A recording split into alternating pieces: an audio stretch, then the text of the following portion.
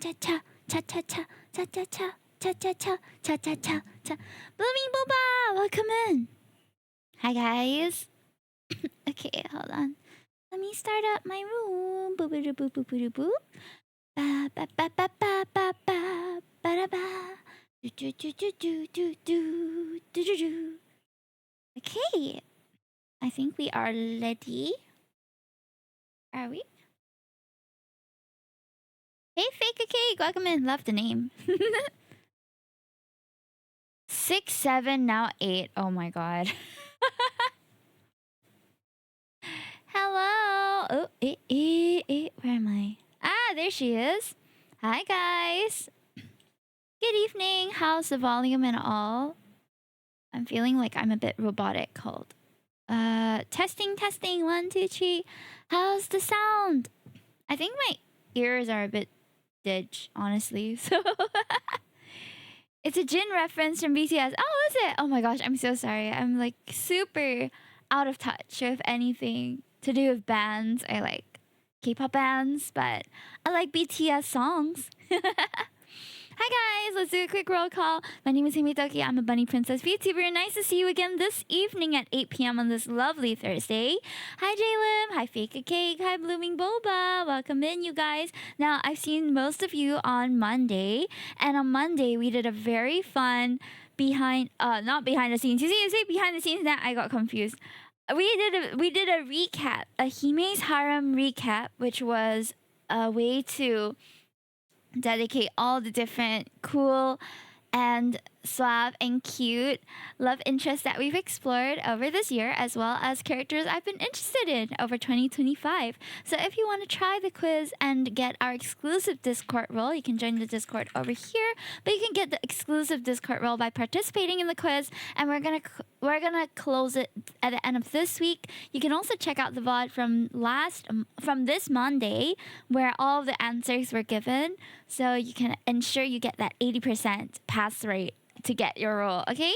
So that's something that you guys can do as and when. Hi, Bullseye Bob. Welcome in. How are you? Welcome, welcome. I am a little bit tired today, not gonna lie. This week has been pretty brutal at work. I have been overtiming almost every day and not going home on time, which isn't good. But hopefully it's just for the start of the year and it doesn't continue that way. There's just been so much work to clear, lots of paperwork at the start, except for today. Today, I made it a point to go home right after work ended, so I made sure that I did not overtime. And I came home. I had one of those ready-to-eat meals that I started ordering from a provider so that I don't have to worry about dinner. Chewy's out for lessons today, so I stayed home and I did eat. Yes, I did eat. So what did I eat? I actually don't know what I ate. It kind of felt like a meatloaf, but also not.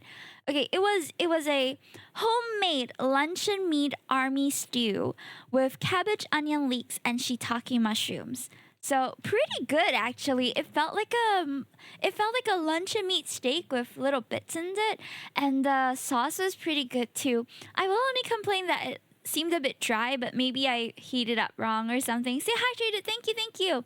Excuse me, Hime, where did you get that? Get what? A provider of meals, she says. Oh, yeah. The beauty. Well, all my artist credits are on my website, so if you want to go check it out, it's over here.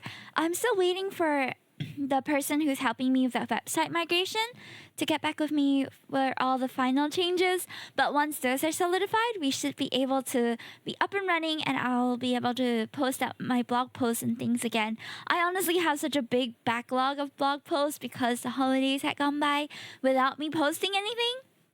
And I'm so afraid that I'll just end up like, what's with the sodium? I heard haters be salty, eh?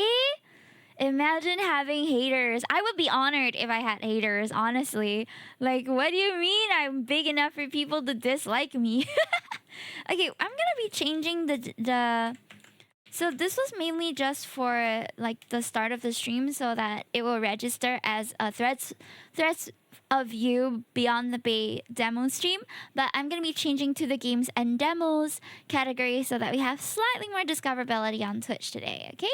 So let me also check that we are live on YouTube. It seems that we are. Fantastic! Yay, yay, yay. What the helly? What the hell? What, Jove? By the way, have safe travels back when you're coming back from Japan, Jove. Yeah. Anyone else traveling during like the New Year period? I have a number of people that I know who are traveling at this time of year. Happy New Year, Himi. Happy New Year, Yang. How are ya? Manifesting lots of money for you, salary man. And a raise, maybe. Do you guys get yearly raises? I feel like I just got one. Yay! That's fantastic. That's lovely. I'm so happy for you. Oh my gosh, it's not the Love and Deep Space sexy time music right now.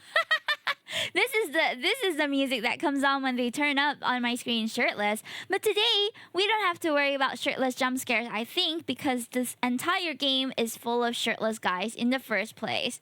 The freaky music. Yeah, I just decided to play the Love and Deep Space YouTube like Spotify playlist, and they gave me this. Well, $550 increment. Isn't that quite significant? Unless you're talking about like $5.50. I thought $5.50 is like quite a decent increment. No, maybe I'm working in the wrong field here.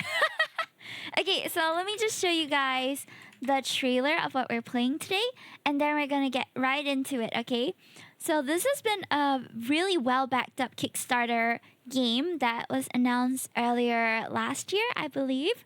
Boys love games. I actually don't know if it's a BL game or whether it is an Otomi. I'm pretty sure it's an Otomi though. Okay, hold on. Oh, why is my main screen like so big? Don't I have the smaller main screen? Question mark. Okay, did I accidentally delete it? I think I did. Okay, hold on. Let me just. Okay, I think this is fine. This is fine, right? This is fine. You know what? Let's just go to our overlay for this instead. So this, look, it's us. We're live. Yay! Good evening. Hi, James Yeager. Welcome in from YouTube. I see you. Okay. So here we are. We're being recommended. Yoo-hoo! Okay, so it seems like the demo is about 2 to 3 hours long. If we can, we'll play through the full demo. Why am I moving? Streamception, yeah, a little bit. Okay, let's just watch the trailer first.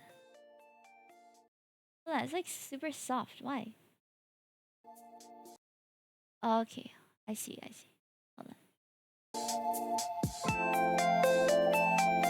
Hey.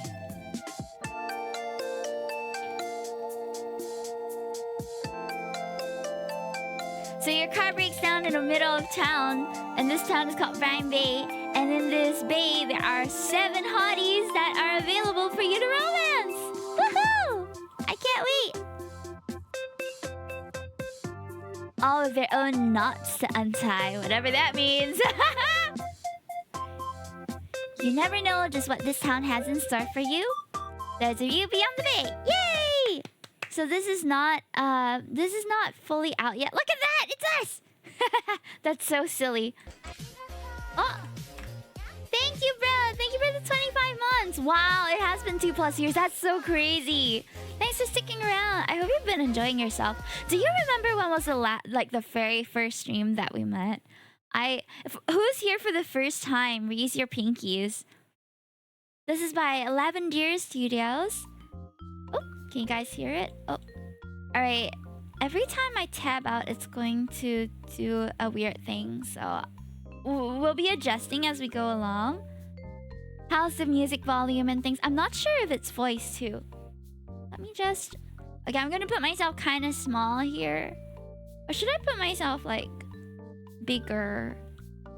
I think I should censor my boobies a little bit. Like, I know it's the beach, but even I know it's a bit much, chat. Every time I use this model on my YouTube shorts, they axe me.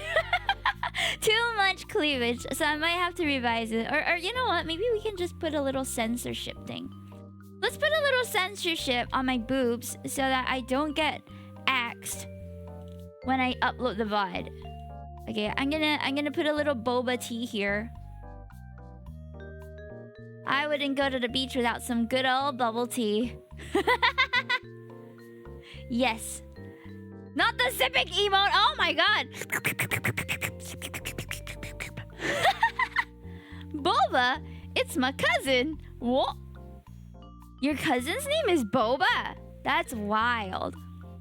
Looks even more lewd, but sure. No. Wait, they have a popsicle cursor? That's so damn cute. Do you see this? Do you see my little ice cream? Wow. I'm gonna make the music just slightly louder. Enable self-voicing. What does that mean?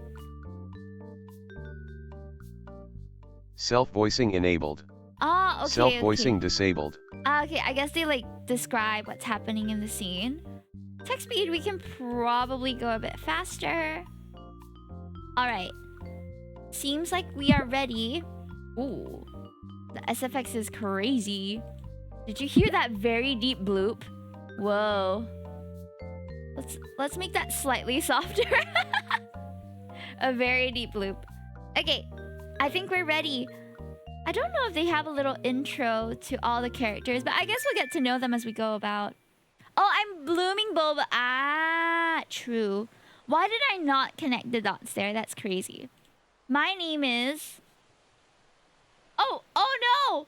Oh no, I didn't put my name. Am I supposed to? I'm a she, her. I'm feminine. Oh, I didn't know that they had little...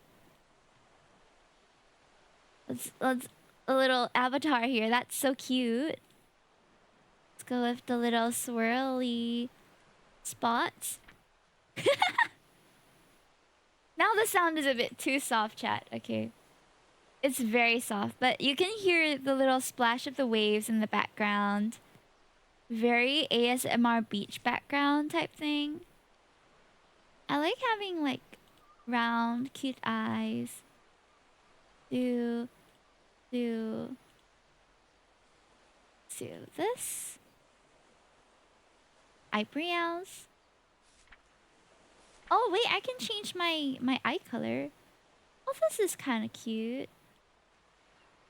Go with like dark blue. Okay.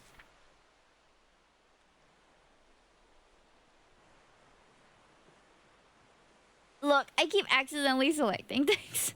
We'll be back. Gonna make hot chocolate. Sounds good. See you later. So for those who are coming in, like just, we are playing a game called Threads of You, Beyond the Bay.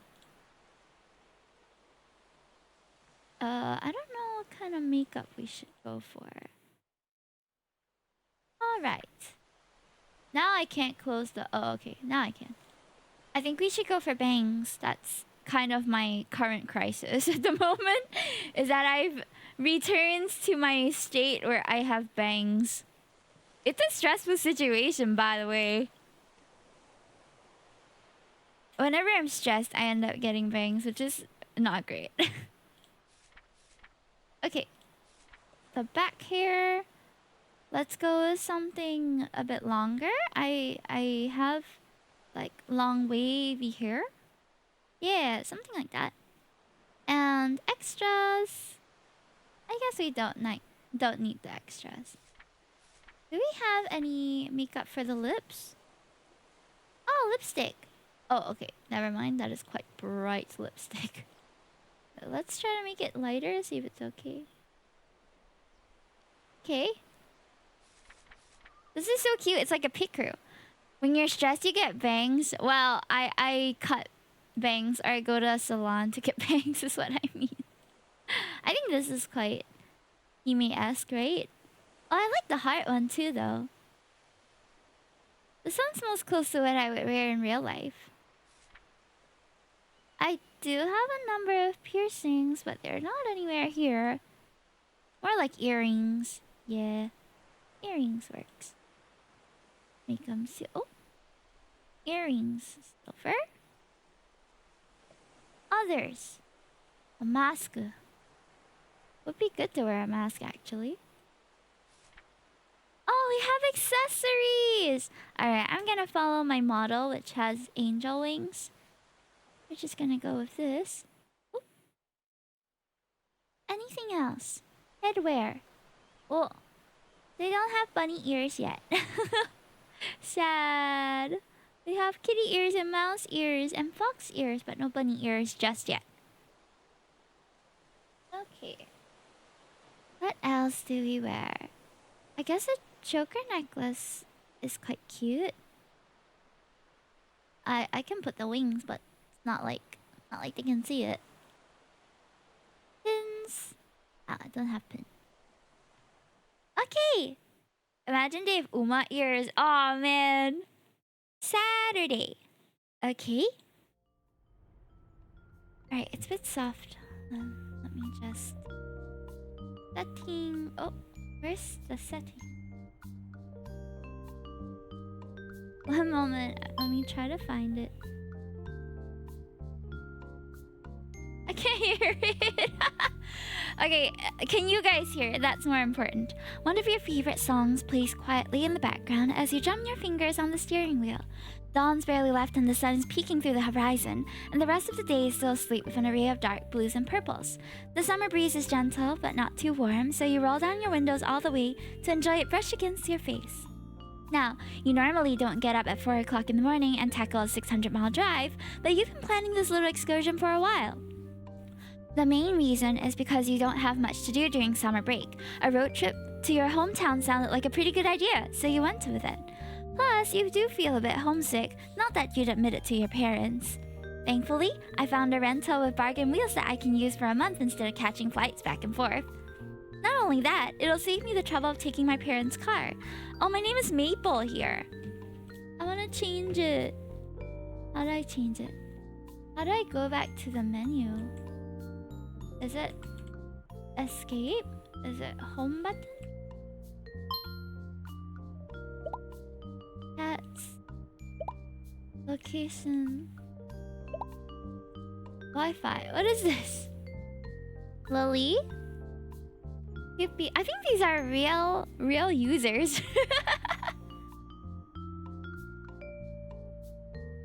It might be the people. It might be the might be the devs. I can't seem to get back to the homepage though.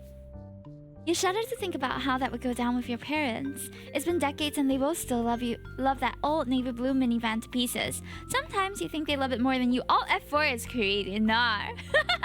I was watching Uma anime. Oh, it's really, really good.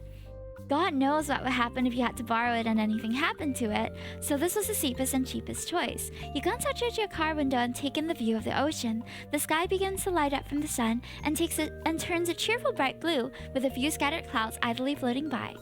Waves softly roll across the ocean surface to greet the beginning of a new day. You can't think of anything better to watch in the morning. It's been a calm drive. You've got your best hits playlist, some of your favorite snacks, and you're free for the summer. As you hum along to the next track, you start planning where you should stop for lunch. Now, where was that list you had on your phone? Excitement bubbles up in your chest. Even with the long drive, you can't wait to start this new summer adventure. Or so you thought. That doesn't sound good. The smell of burning rubber floats through the windows. Double not so good.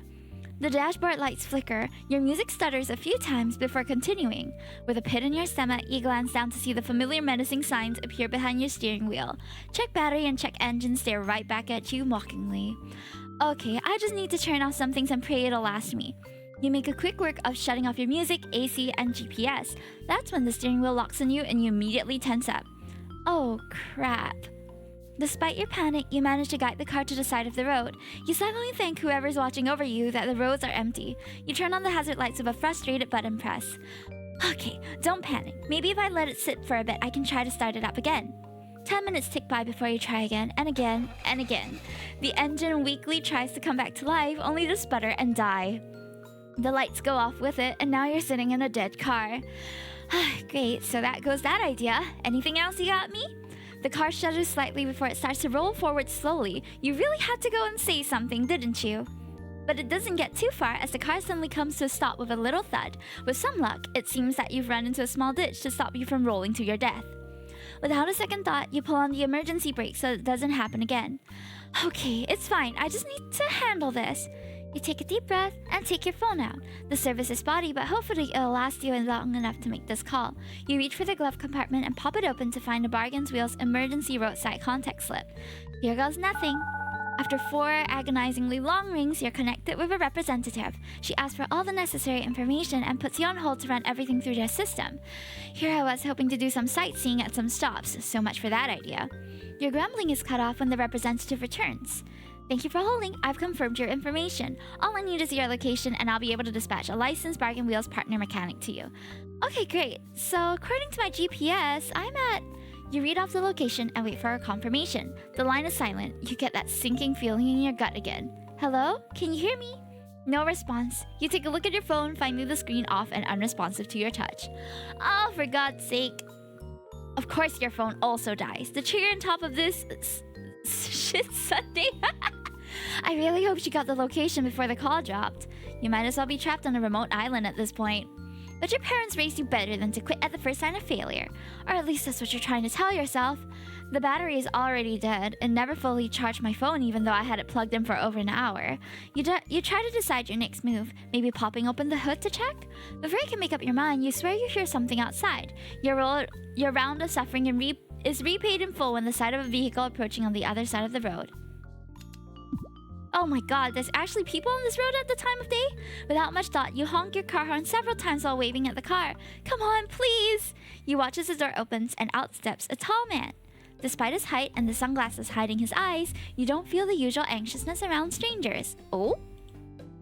You can't put a finger on it, but maybe the way he holds himself makes you feel a bit at ease, maybe even safe? What a weird thing to say about a total stranger on the side of the road, but you always trust your gut. He approaches your car, giving the door a gentle knock. The man leans in, slipping the shades off his face. Who's this? Wow! Wow, he's so handsome. Oh my gosh, the animation blinks! Hello. You're greeted by one of the hottest guys you've seen in a long time. Oh man! Your gut is doing you good as you inwardly cheer for yourself. Yay! His warm brown gaze twinkles in the morning sun. You expect the church choir to start singing in the background as he smiles at you. But you have to play it cool. He's still a complete stranger, even if he's ridiculously hot. Mom taught you better than that.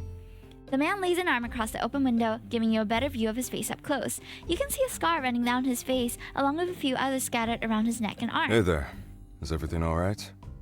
Whoa! I noticed your hazard lights and figured I'd check to make sure. Not really. My car battery is dead and I'd really appreciate some help. I was about to go and pop open the hood to check myself, but then you showed up, thankfully. Excuse me? His voice is so nice! He offers you a sympathetic look and nods in understanding. I'm sorry to hear about that. Do you need help jumping it? Why does this one sound like Silas' Unk voice? Ayo smash! Oh my god, you guys. True though! I've got cables in my trunk. Let me turn my car around and I can get that going. Wait, he just said that. Ah, I'm flustered. Ah! I really appreciate that. Before you came along, I was trying to call the rental company to get some roadside assistance, but my phone died just as I was giving her my location. What a crazy stroke of luck, huh? Sounds like you... Oh, wait, he said sounds like you've been through a lot. Okay. The Unk voice is no more... Oh. Why don't you borrow my phone and make that call again? Sure, thank you. Are you sure? I'm asking a lot from you as a total stranger. He shakes his head, handing you his cell. Oh, and my name's Gene Williams.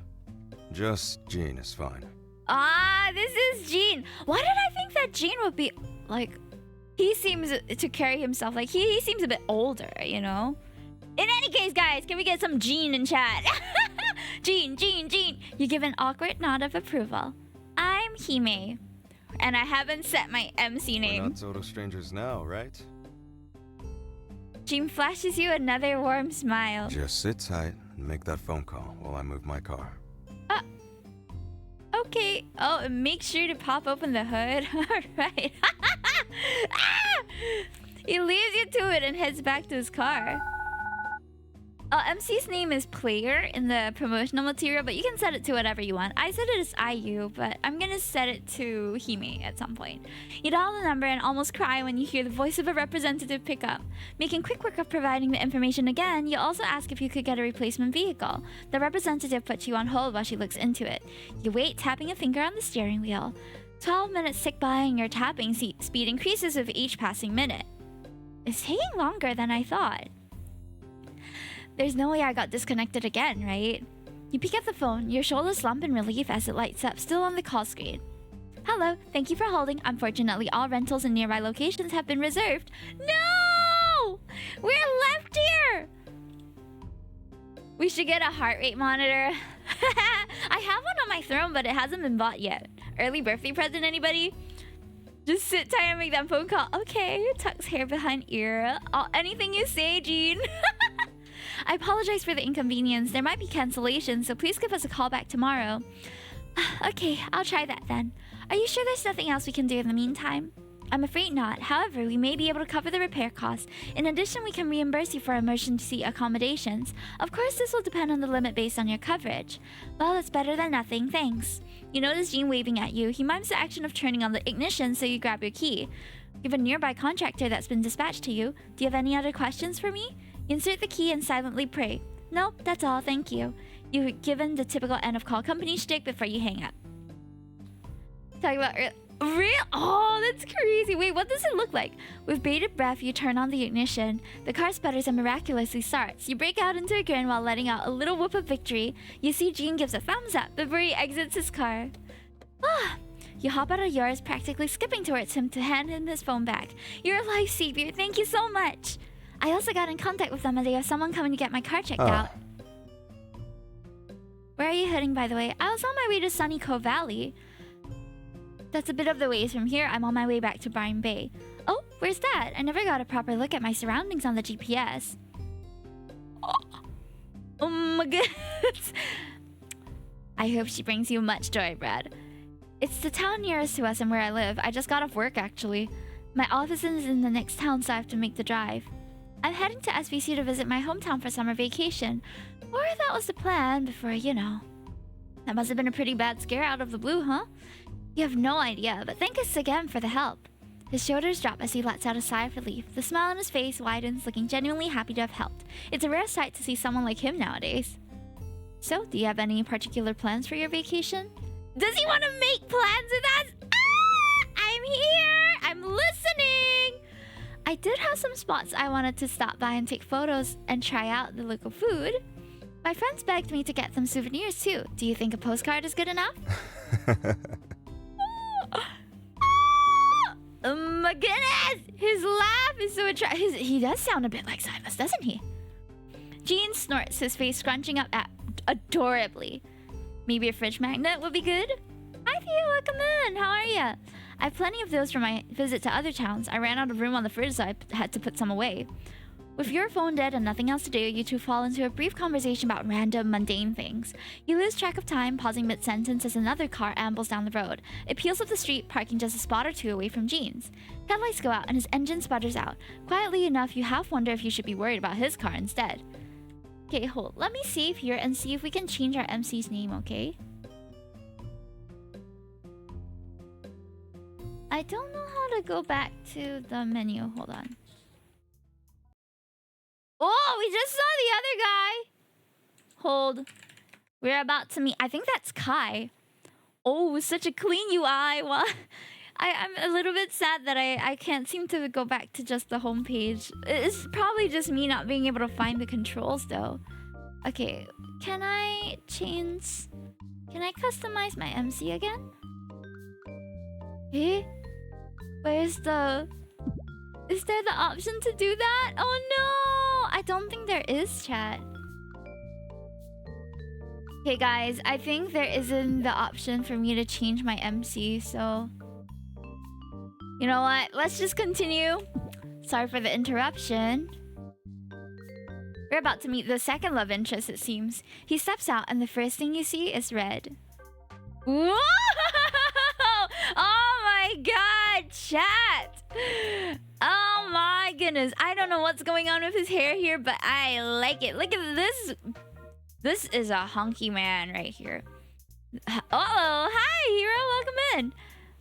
You mean playing Lads all over again? Oh my gosh. No, Lads took a much longer time to reveal the leads to us, but this one's just like bing, bang, boom. Hot man, hot man, hot man, hot man.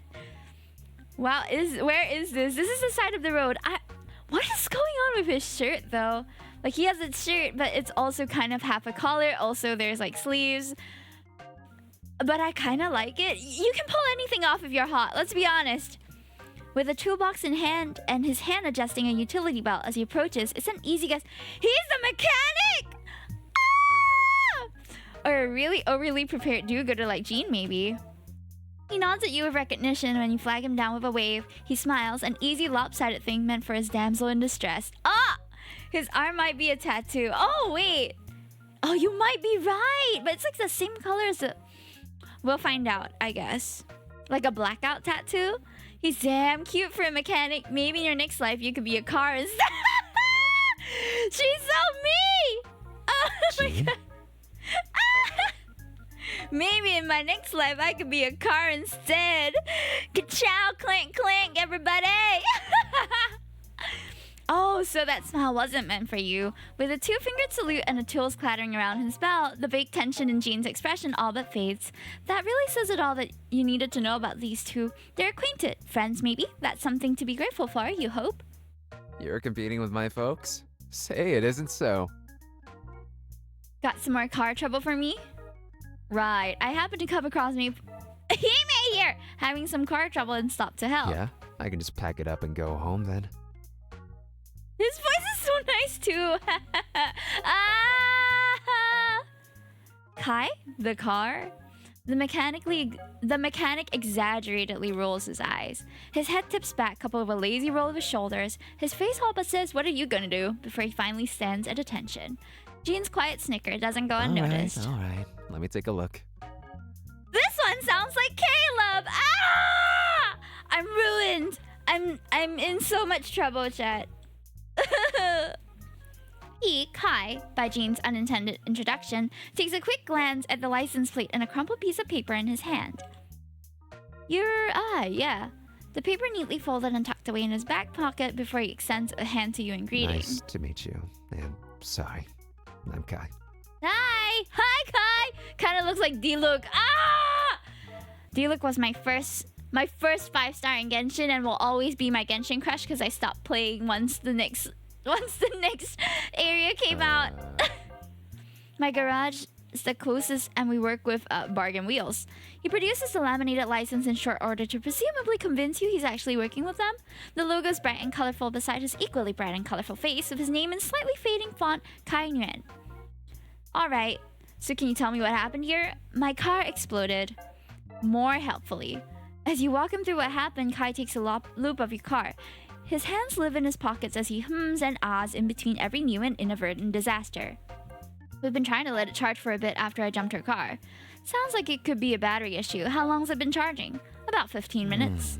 Let's try disconnecting it and having her drive for a bit. We'll be right behind you.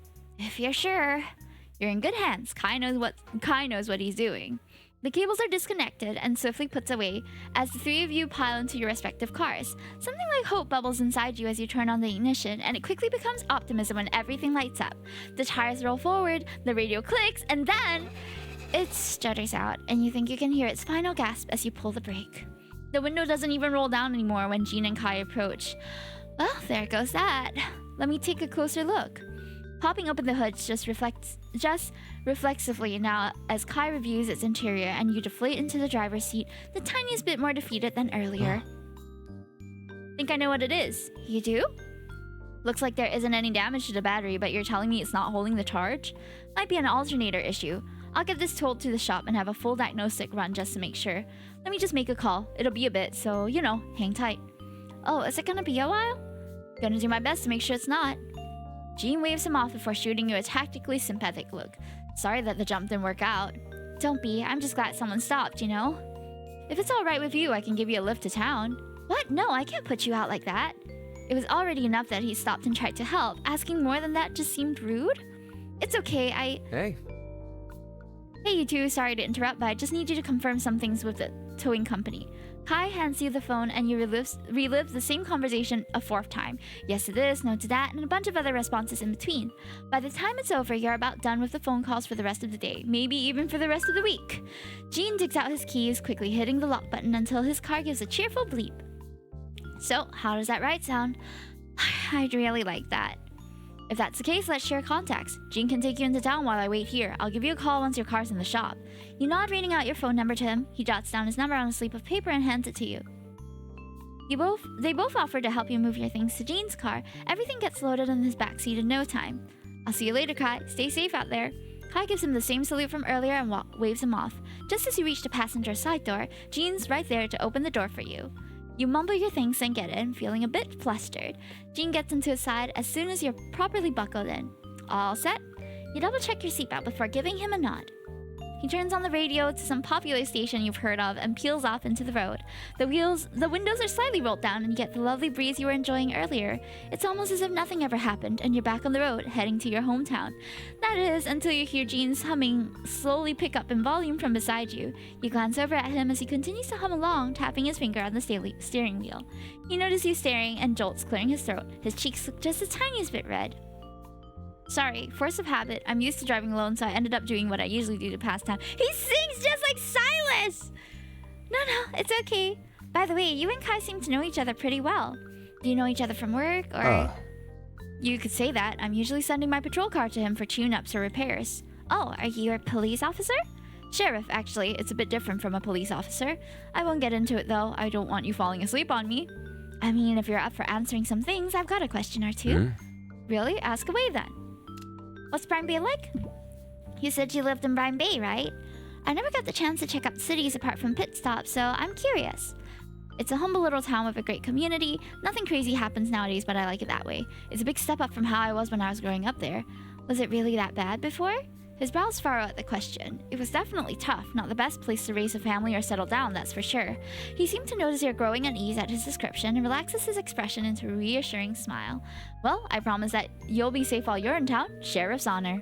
Well, if the sheriff himself says so, I'll make sure to find you if I run into any problems. That's what I'm here for. I doubt you'll end up in any trouble, though. Unless you're a troublemaker, that is.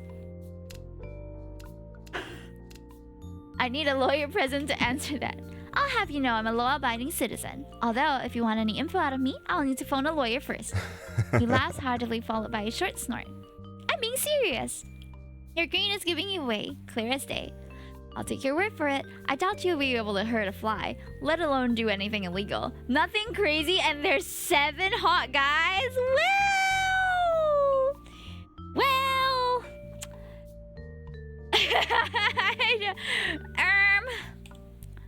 That's not that crazy, right? The sun is higher up in the sky now, floating in a sea of clear blue. I think I've seen some games where you can have like 100 different waifus or something like that. So 7 is a really decent number, in my opinion. You pass by a slightly fading sign that reads "Welcome to Brine Bay" before Jean makes a right. The car slows down just a bit as it enters the town streets. Buildings varying in size and colors surround you. The backdrop of the ocean in the distance is breathtaking. I'm so sorry, guys, if I'm misreading anything, because the font color is a bit hard to distinguish from the font background, so I might misread a little bit. There aren't as many people as you're used to seeing. The morning work crowd is waiting for a bus, while some go on foot. Everyone seems to be going at their own pace and isn't in a rush or scrambling to get anywhere. Not when all 7 coincidentally meet the same person and grow feelings for said same person. Look, if they are really hot and they want to talk to me, likelihood is that our MC is a smoke show too, don't you think? It just makes sense. So I'm guessing she's really attractive too. And judging by the way she carries herself and interacts with these guys, she has a good sense of humor. She's confident, and she's pretty, nice. So I think it's quite easy to fall in love with her. I would say just from these things alone. But I don't know if the routes are going to just branch out and then you'll be pursuing like 1-to-1, or whether it's gonna be a situation where at the end of the prologue all of them kind of express interest and then you kind of have to choose who to go with, because that was what Bust the Fellows was like. Okay, here we are. Welcome to Brine Bay. I've been meaning to ask, but we're gonna rush to head to SCV. Not really, I accounted for pit stops and sightseeing. Why? Well, since you're here and need to wait for Kai, why not do some of that? It's not a huge town, but it has plenty of plenty to do if you look around. There's an arcade, places to eat, maybe the beach. The sound of your luggage being jostled makes you look at the back seat. I'd love to, but maybe I should find some place to put my stuff down first. Somewhere I can stay a night or two would be nice. I know just the place. It's called the Coral Inn and it's a great rest stop. The one who runs it is an old friend of mine. Another friend! Just a fair warning, he's not exactly the receptive towards tourists or unfamiliar faces, but he's a nice guy. But he runs an inn. What do you mean he's not receptive to tourists? Do the locals stay at the inn for some reason? Isn't that bad for business? You know, since exactly my thoughts, MC. What the heck? Gene shakes his head, huffling out a fond laugh. You'd think that, but he makes it work. Okay. The car turns into a smaller street and approaches a parking lot. You look past the lot to see a pleasant two-story building painted white with light teal roofing. Gene parks in a spot near the main entrance and shuts off the engine. You unbuckle your seatbelt and crack open the door, getting ready to step out to grab your luggage. But he's so nice! He's quick on his feet, hopping out of the car before you can utter a word.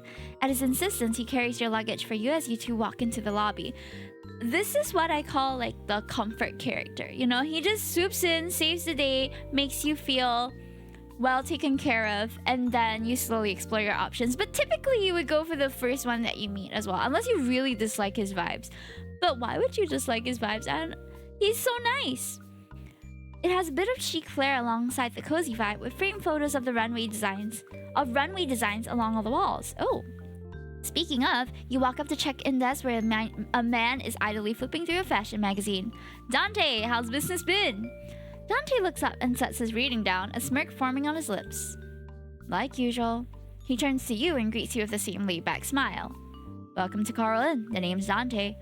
We're not a bed and breakfast, in case you're wondering. He's an old friend of mine from high school and the manager here. This is Hime. She got into some car trouble and needs to stay here for a bit while Kai takes a look at her car. I know it's sudden, but do you think you could do me a favor and try to help her out with accommodations? Hey, yo, Gruffy, man! Chat, maintain yourself! I don't even know if we get to see him, though. I don't remember his name being on the list of characters we can romance. Well, anyway, I don't know, man. I'm already cutting it close with my margins this bill cycle. Oh, no worries. I have a card, so I can pay. The rental company told me I'll be reimbursed for emergency accommodations, so it'll all be good. Cool, we've got all the amenities you'll ever want. Wi-Fi, air conditioning, running water, really extravagant stuff. I mean, what else could someone ask for? You'd be surprised. Some clientele really like glitz and glamour, but don't have enough to cough up for hotels in the next town. Hell, one guy wanted a personal sauna and jacuzzi. I almost laughed in his face. A ringtone interrupts your conversation and Gene takes out his phone, excusing himself to answer it. Well, that about covers it. Would you like a room? Yes, please. You hand him your card and he starts tapping away at his keyboard. He prints out a form for you to sign, handing back your card with a room key. You're all set. Have a nice day. He seems to really want to get back to his magazine because the moment he finishes he picks back up, flipping until he reaches a certain page. You thank him and head over to Gene. It sounds like he's finished up a call as he hangs up the moment you walk up beside him. He turns to you and smiles even though there's a pinch to his brow now. His shoulders look just as tense as his jaw, so you give him a worried look. Is everything okay? Oh yeah, nothing to worry about. I'm sorry, but I'll have to leave earlier than I wanted to. It was from the station. I need to book it back there for something. Oh, that's fine. I'm sure we'll see each other again at some point. We will. I'll make sure to drop by if I can. Ah! Gene's gonna visit us while we're staying here! Yay! I'm not about to complain about a handsome man accompanying me for a sudden trip. Nice to have company. Thank you for lurking. Just try to enjoy your stay while you're here. Make sure not to get too crazy, though.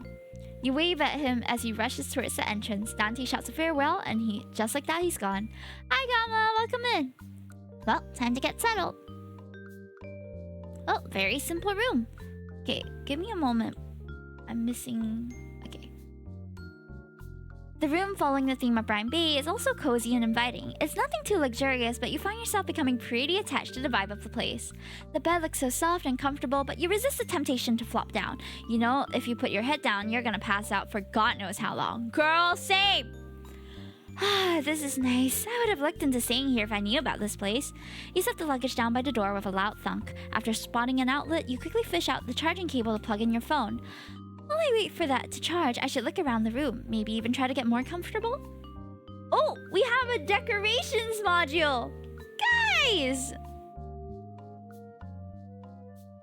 We can customize our little hotel room here. What the?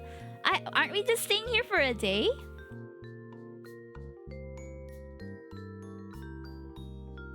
That looks suspiciously like a game I played. Wait, no. Isn't that the Resident Evil guy? Is that? Let's just choose our little... Oh, so many cute designs. Look at that. Above bed. Did we just bring all this with us? Or is this just so we can... I kind of like the strawberry one. The strawberry one's cute. Matches our clock. Let's get a... chickadee. Side table options.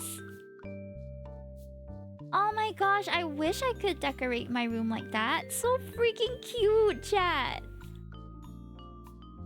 That's a very Xavier coded side table piece. I always bring a mirror, so that makes sense for me. Sometimes I bring a mug too. The lamp is so cute though. Oh, actually the tablet makes the most sense. And let's put some pencils on the right. Anything else? A shelf. Oh, wow, we really did bring a lot of stuff with us. If this was all our stuff. Keychain. Ah. Oh, so cute. I'm gonna go with the calendar. Mirror. Let's go with these lights. No, I think I like the stickers more. And on the floor. Oh, so cute. Ah, the beach one is just right. I just wish it was a bit bigger. As you finish settling in, your phone starts to ring. Kai's name appears on the screen and you quickly answer it. Kai, what's up? Hey there. Just wanted to let you know that your car's safe and sound at the shop now. Oh no, sorry. Every time I move my VTuber, it like clicks out for a bit. Yep, all good here. I'm staying at the Coral Inn. What is this photo? That's so cute. Good to hear. I'm gonna text you the address pin for the shop. Okay, it's about a 15-minute walk from where you are, but I'd like to explain in person and also have you sign some forms. Sounds fun as hell, I know, but it's Bargain Wheel's policy. Okay. That's okay with me. I'll be there in a bit. I have no complaints about meeting that handsome man again. You hang up and instantly hear the chime of a new text. It's the address pin along with the thumbs up emoji. You got it all set up on your phone map and head out. Dante looks up from his magazines as soon as you enter the lobby. How's the room? Everything to your liking? For sure, it's really nice. I wish I could stay longer. He smiles and leans back against his chair, looking pleased at your enthusiastic response. Glad to hear it. Let me know if you need anything. Will do. Thanks again for the help and warm welcome. Jean mentioned that Dante can be a little standoffish with guests, but I haven't gotten that vibe from him at all. Let's try to keep it that way, though. Wouldn't want to accidentally get on his bad side while staying here. Hi, Troy. Welcome in. Thanks for coming by. How's your day so far? Don't mention it. Go on and have fun exploring. You wave at him and take your leave. You haven't been to many auto shops, but them's the Brakes has a certain charm to it. The smell of motor oil and rubber is strong, but not unbearable. Ah, what did you have for dinner? I had like a luncheon meat Korean army stew kind of thing. Pretty good. Kai greets you at the garage entrance, wringing his fingers clean into a towel as he takes you over to what you can only assume is the reception area. He leans back against one of the workbenches, arms crossed over his chest. You can take a seat wherever you like. Anywhere? You promise? I'd like to sit in your lap, sir. So he says, but the only options available to you are what looks like a well-worn couch and one of the lopsided stools in the garage. You shake your head. Suit yourself. So I've got some good news for you. Looks like it really is just an alternator issue, so it's not too bad of a fix. Bad news is it's not going to be an easy thing to get. What do you mean? We can't just go and buy one? In theory, yeah. In practice, I'll need to get it from a dealer. It's a rental, so it's complicated. I have to go through bargain wheels, and then they've got to reach out to the nearest dealer, and it wouldn't be a priority since they wouldn't exactly be making money off it. You're joking. The sympathetic expression on his face tells you he very much isn't. Give or take a few days before I can get the alternator in my hands. Sorry, that's kind of how it goes, but once I get it, it should be pretty quick and you'll be able to get out of here in no time flat. That's not exactly the news I wanted to hear, but it's not the worst thing, you suppose. You get to stay at that nice inn for a little longer. Maybe this is all some elaborate twist to get me to make some summer memories here. Ooh, sounds nice. I tried calling them earlier, but corporates, well, speak of the devil. Hang on for a second in case you got questions. As Kai disappears into the garage, you start to think about your next step. Now that you have at least a few days of free time, what will you do with it? I guess see what this town has to offer? It's just like what Jean said earlier. This town seems to have plenty to do if you look at the right places. Why not take the time to explore? You're definitely curious about what you might come across. The possibilities are endless, and I've always wanted to just explore a new city. So why not start with Brine Bay? Before long, Kai returns with a clipboard and a handful of forms that get crushed against the pen he's holding. Alright, so give me your initials here and here, signature here. It'll keep you liability free as the renter. After a quick review to make sure the legalese all holds up, the paperwork is completed and hastily faxed away. That's about all I can do for you for now. Just kind of a waiting game. Gene help you out? Yeah, he pointed me in the direction of an inn. Coral? That's the one. Guess I should do my part. You hungry? I was about to grab something to eat before they called in the cavalry. Come on. He doesn't wait for an answer, but he does wait for you by the door. The signs still flip to say open. Don't need to change that? Nah, I need maybe 10, 15 minutes tops.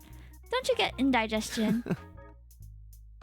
As he pulls down the shutters, a little breath of a laugh manages to escape. The garage is swiftly locked, and he guides the two of you onto the sidewalk.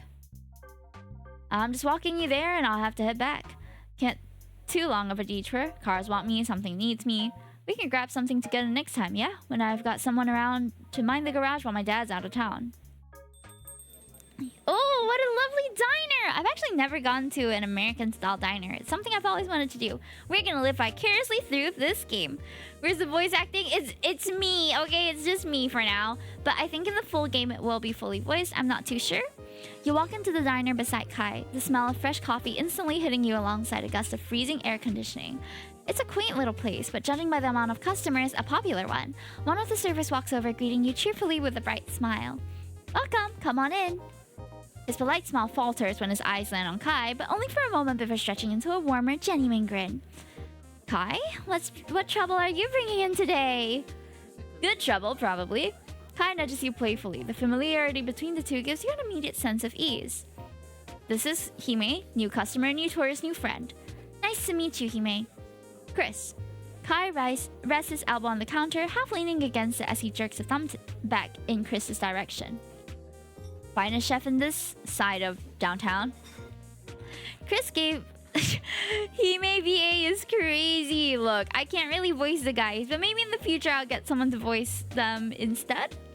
Chris gives Kai an appraising look, raising an eyebrow. Thanks, that's suspiciously high praise. You two know each other, I take it? Yeah, you could say that. Known you, what, 10 years now? How old are you again? We're the same age, Kai, but yeah, just about. Why? Wanted to see if I could shamelessly ask you to spot me a free meal.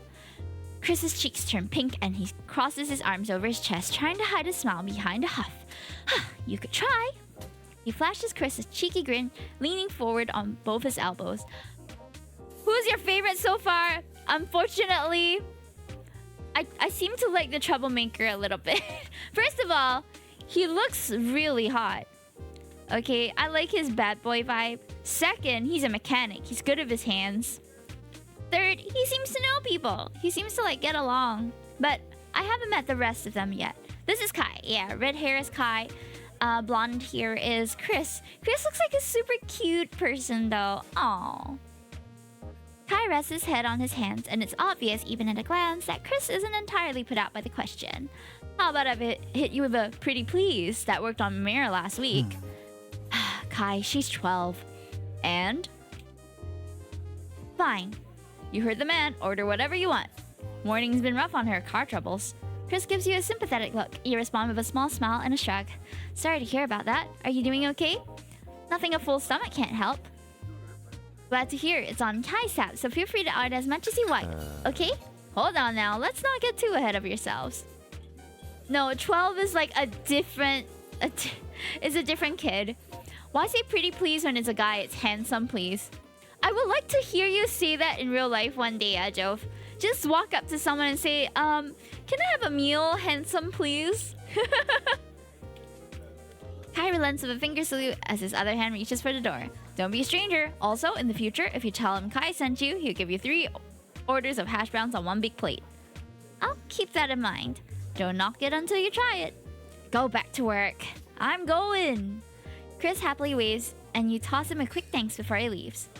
You sit down in a booth near the counter. Your stomach decides to make its hunger known with a loud rumble. Chris, the kind soul, only let out a small laugh as your cheeks burn. I'll give you a minute to look over the menu, then I'll be right back to take your order. All our portions are pretty big, you definitely won't be leaving hungry.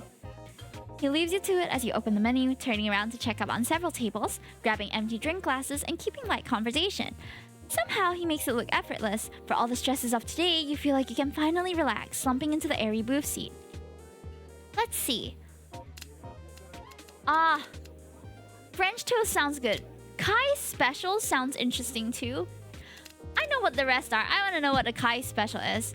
You said you'd consider it, and honestly, a plate full of carbs does sound pretty great right now. You call Chris over once you've decided. A smile tugs at the corner of his lips as he nods. As you wait, your gaze starts trailing around the diner. Other servers are quickly going back and forth to different tables every few minutes. Some tables are filled with lively families of all ages. Others have quieter, single occupants sipping coffee while strolling their phones. Many customers seem well acquainted with each other as they pass by booths, greeting one another warmly. There are a few that stand out way too much to be locals. Then again, it is summer break, so you aren't surprised to see tourists around here. And here we are. Chris appears out of nowhere with your plate, smiling down at you. He places it in front of you with smooth, practiced motion.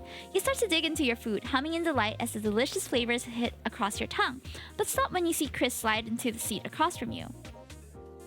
Aw, so cute! Hi, Chris! This is what I would look like if I had a gender-bent version of me. He puts his chin in his hand, his eyes twinkle with genuine curiosity that reminds you of an eager puppy. Go on. Don't mind me. Okay, you can't really complain considering he did get you a free meal, but this is certainly a new dining experience. Not that I mind, but do you always sit down to watch your customers eat? The name of the diner? Yeah, I forgot. Joe Mama's. It is Yo Mama's! That's so crazy. I didn't even notice that. Amazing, owl. He laughs to sound light and charming. Up close, you can see a splattering of freckles across his cheek. No, not usually. Joe Mama's! But Kai's told me to look out for you, so that's what I'm doing. I can't stay long, but the part-timers can handle things until it's time for me to get back to the kitchen at least.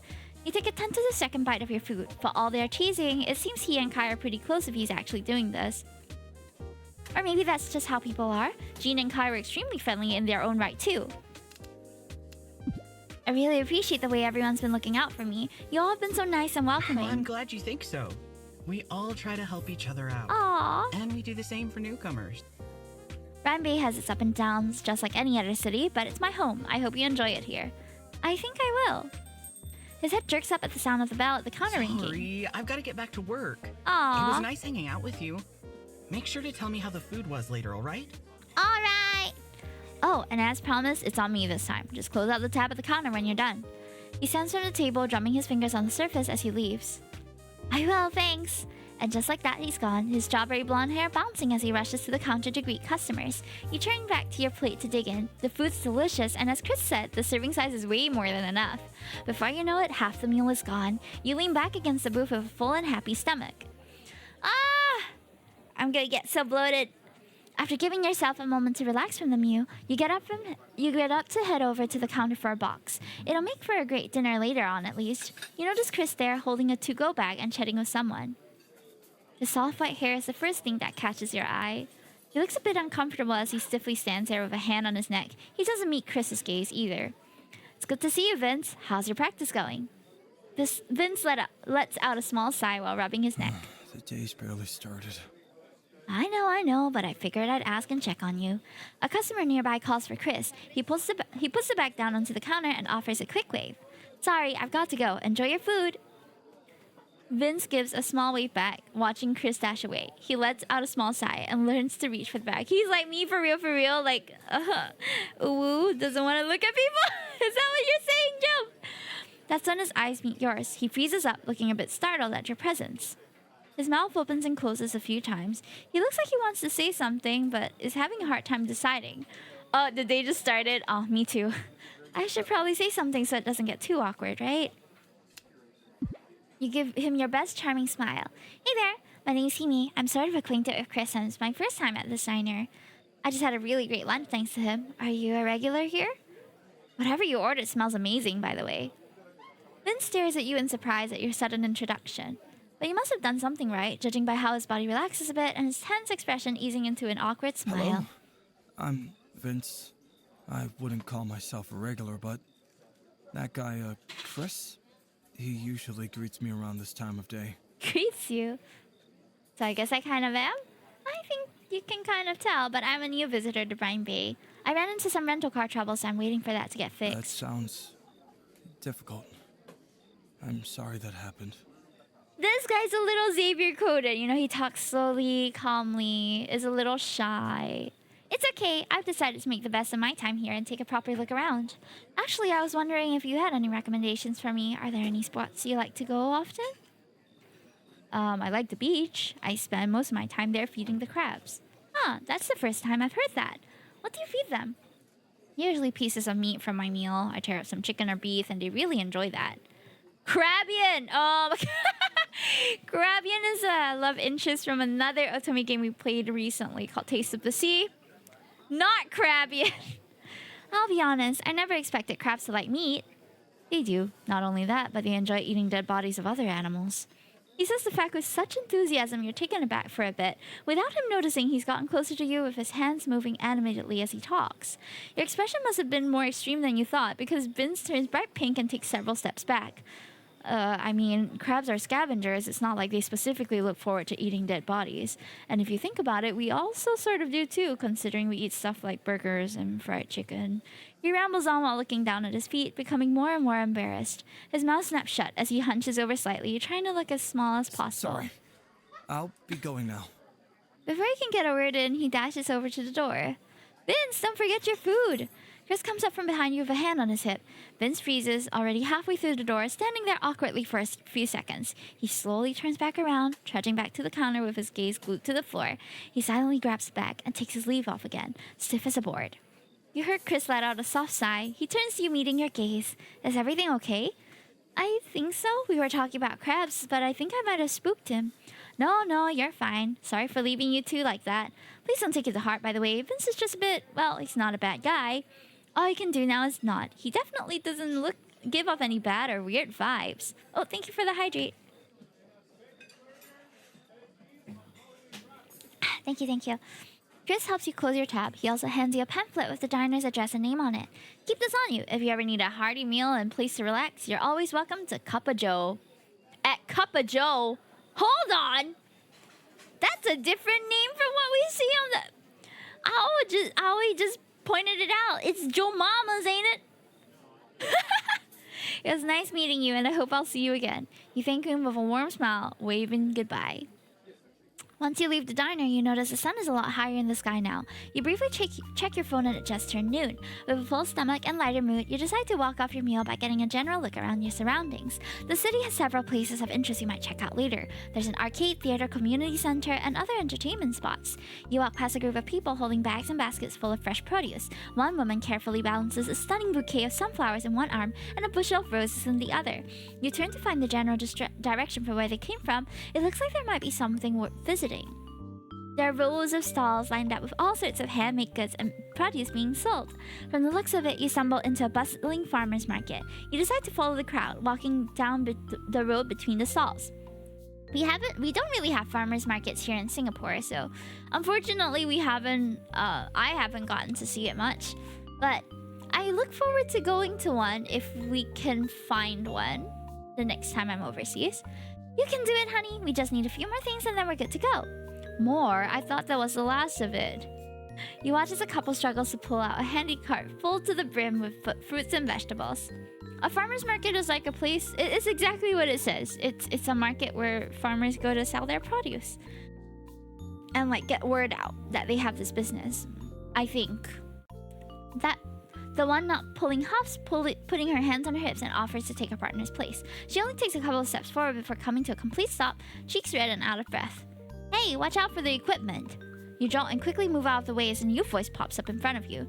A quick sweep of your surroundings shows a single tripod standing at least an arm length away. Perched on top is a sleek black digital camera that looks like it costs way more than a month's worth of rent. He clears his throat and you turn on your heels, coming face to face with a man bearing a menacing glare. The man shakes his head as you knocked over gear. As if you knocked over gear. Oh, is that it? I'm not that close to it, but you're getting close and that's close enough. It's important. His arms are crossed tightly over his chest, tapping a foot impatiently. He looks like he's about to continue his scolding session with a vengeance. The guy screams trouble and maybe even a possible street fight if things go south. You mumble an apology before quickly turning to leave. In your hurry, you accidentally bump into something this time with a loud crashing sound. Crumbs sprinkle over you and the floor. You look up to see a woman holding what used to be an intact box of crisp cookies. She's also covered in cookie debris, staring blankly at the mess between you two. I'm sorry. Your apologies cut short when she heaves a heavy sigh and puts both hands up in front of her. It's fine. It was on a company card. It's fine. You can't even get a word in as she speed walks away, all the while murmuring something under her breath. Ah, that sure was something. You're left dumbfounded, covered in cookie crumbs. You take a moment to recollect yourself before starting to brush them off. Are you doing okay? That was a pretty messy accident. I've got a towel if you need it. You look behind you, finding a man casually leaning over... Raphael! Guys! It's an artist! We have an artist in the chat! A painter! A charcoal. He's working with charcoal, it looks like. I remember when I used to get stuff smudged over my face like that in art school too. Oh no, I like him already! You look up behind you, finding a man casually leaning over his easel with a clean towel in one of his hands. Did you see all that? He gives you a bemused smile, gesturing for you to come over. Sure did. I'm pretty sure everyone that wasn't busy witnessed that. But let's get you out of the line of fire before another accident happens. He extends the towel towards you and you take it with a grateful nod.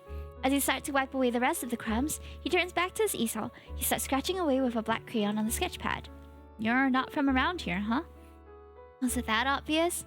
Every local knows not to get distracted in the farmer's market. It's a war zone out here if you're not careful. Well, I think I've learned my lesson very clearly now. He chuckles at your dry tone and puts the crayon It down. might not have been the best experience, but I've got to thank you for being my newest muse. What? He picks up the sketch pad, turning it to show you. It's a messy but adorable portrait of you covered in crumbs. The style reminds you of something you've seen before, but you can't put a name to it. This is so cute. I definitely don't look that adorable when I've got this mess on me, but thanks. Well, I wouldn't say that. He smiles sheepishly and tears off the sheet to hand it to Here. you. I want you to have this. I hope it might cheer you up a bit after the cookie incident. He makes air quotes with his fingers at the last part and laughs bubble up from you. Thanks. I'm glad I was some form of entertainment to the locals. You notice a small signature on the top right-hand corner of the paper. It reads A. Mitchell in a similarly messy hand. What does the A stand for? It's Andrew, actually. Ah! Andrew Mitchell. Feel free to just call me Andrew, though. Well, you're a great artist, Andrew. I'm Himi. Is this something you do for a living? His eyes widen at first, but he laughs it off softly and shakes his head. Nope, I'm glad you think I'm good enough to earn a living off it, but I work over there. He points at the bookstore several shops down. I run Book Hook most of the time, but I like to take a break every once in a while. Actually, I'm out here trying to advertise the event happening at my shop tomorrow. What's it for? It's a promotion for the 25th anniversary of the official release of Trials of Tempest. And I've got a new reprint coming to my shelf soon, so I figured it'd be a good way to get people to stop by the shop. Now that he mentions it, his style is reminiscent of the original book cover art for the series. He glanced down at the other sketches he's taken out from the sketch pad that are laid around his feet. They all bear a similar look to them design-wise. He's clearly inspired by the art for Trials with its unique light handstrokes and cross-hatching shading. His personal twist uses crayon, giving it a chalky outline to everything. Oh, no wonder your art style seemed familiar. I read a lot from the series growing up. If I get the chance to, I'll try to stop by and take a look around. Andrew blinks owlishly at your response. He glances down at his easel, brushing his hand over his lap. He takes a moment to collect himself before turning to fish a flyer out from the tote bag by the foot of his easel. That'd be great, honestly. Thanks for offering to visit.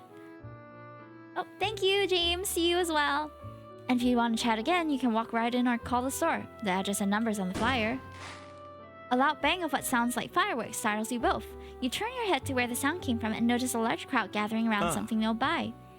Looks like the afternoon show's about to get started. Oh, huh. Do you know what it's about? A local theater company, Reels Dramatics, hosts an annual fundraiser talent show every summer. And you don't have to be in the company to participate, by the way. Locals can sign up and give it a go. I'd volunteer, but I don't think anyone wants to watch a guy paint for over an hour.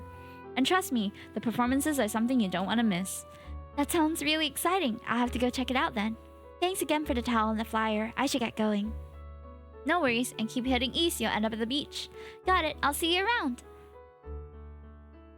Hi, someone from the net. No, we're kind of like in the midway point. We've met about 5 love interests so far, or 4?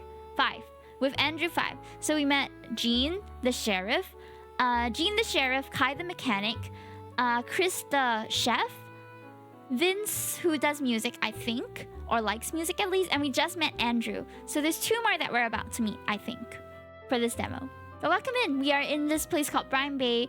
As a summary of what has happened so far, our car broke down. We were stuck in this town for, I don't know, 2 weeks.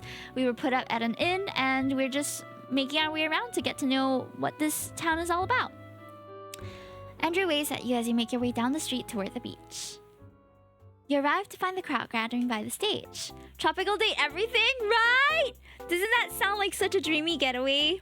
I know my holidays are over, but I'm reliving it through this.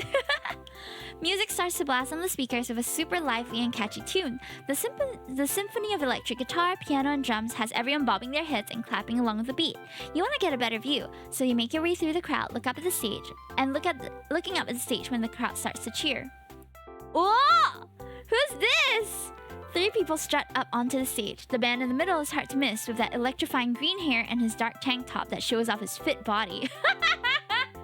Oh no! He blows a kiss and you hear a swarm of fans squeal with glee. Ah! Holy hunk, right? Isn't he attractive? Gosh. He's looking straight at us, chat! Somehow you find yourself in front and center of the crowd. You lock eyes with the main singer. He smoothly slides across the stage with a quick and graceful footwork as he sings along with the 2 backup singers behind him. And they say he's the Rizzler with the most Riz of all. What the What is this lyric? The lyrics sound familiar. W Rizzler, oh my god. I swear I'm straight and then this guy pops up. He looks like a skater. He does look very fit. I got rizzed up real. Me too. You recognize these lyrics, have you? How could you not when they were being blasted in your dorm nearly every day? As ridiculous as it sounds, you can't help but start singing along. It's not your fault the song is good. You find yourself sidestep dancing as you sing louder and louder. You startle as the main singer hops off the stage and waltzes through the audience. He does amazing crowd work as he high-fives people, waves at them, winks, and occasionally stops to make them sing along into the mic. That's when he locks eyes with you again amidst the throng of adoring fans. He smoothly makes it over to you, never missing a beat as he does.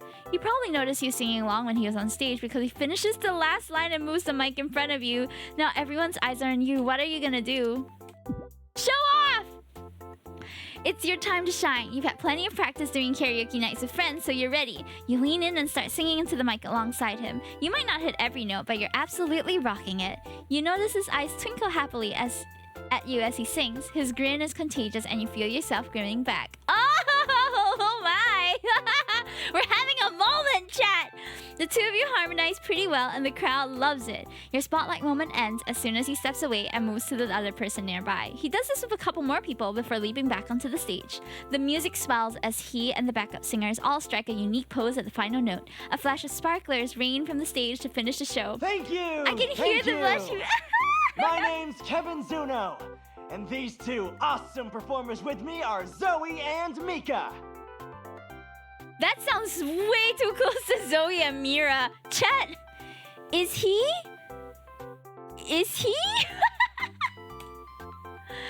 Real Dramatics Annual Summer Talent Show fundraiser wouldn't be possible without all your support. An extra big shout out to all our lovely fans that came today.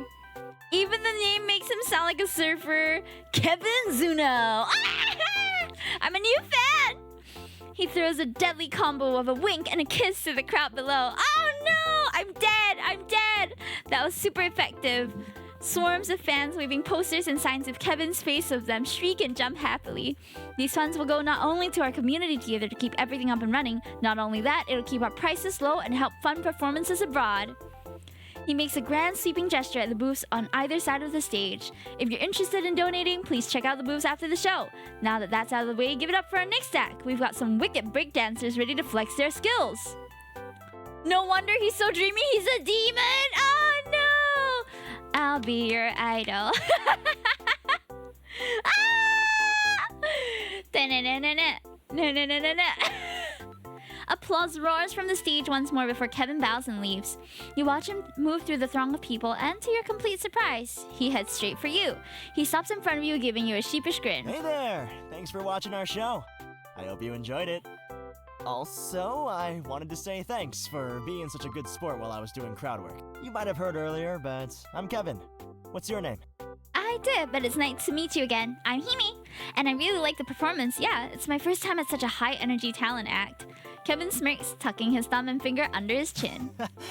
Well, you are talking to one of Brian Bay's biggest stars. He sounds like romance. Oh no! We have the mishmash. This universe has my Love and Deep Space boys, has the K-pop Demon Hunter boys too. We're in so much trouble, chat. It's only natural that my fans would come out to support me. Oh wow, really? Nah. His smile widens at your blank stare, but I do have a decent following. I'm a pretty big deal in the online theater scene. Oh, really now? Or are you bluffing again? Hey! This time it's for real. I've got at least 10,000 followers on here. He takes out his phone and rapidly taps away on the screen. Before you can get a word in, he faces it towards you. A mute-up video is playing on the screen showing various cuts of him performing on different stages. You know the amount of likes and comments on the video. He definitely isn't lying about his popularity, at least. You mentally jot down his username. The real Kev. Ah! The real Kev. To look up later. Now. He'll scroll on his page for hours if you don't stop him. Who's this? Why does he also kind of sound like Silas? Kevin and you look up from his phone to find a man standing a few feet away. He could easily be mistaken for a model with his looks. Oh no! He looks like one of the guys from Fire Emblem, but I can't remember who. He looks like Duncan from what's CDI?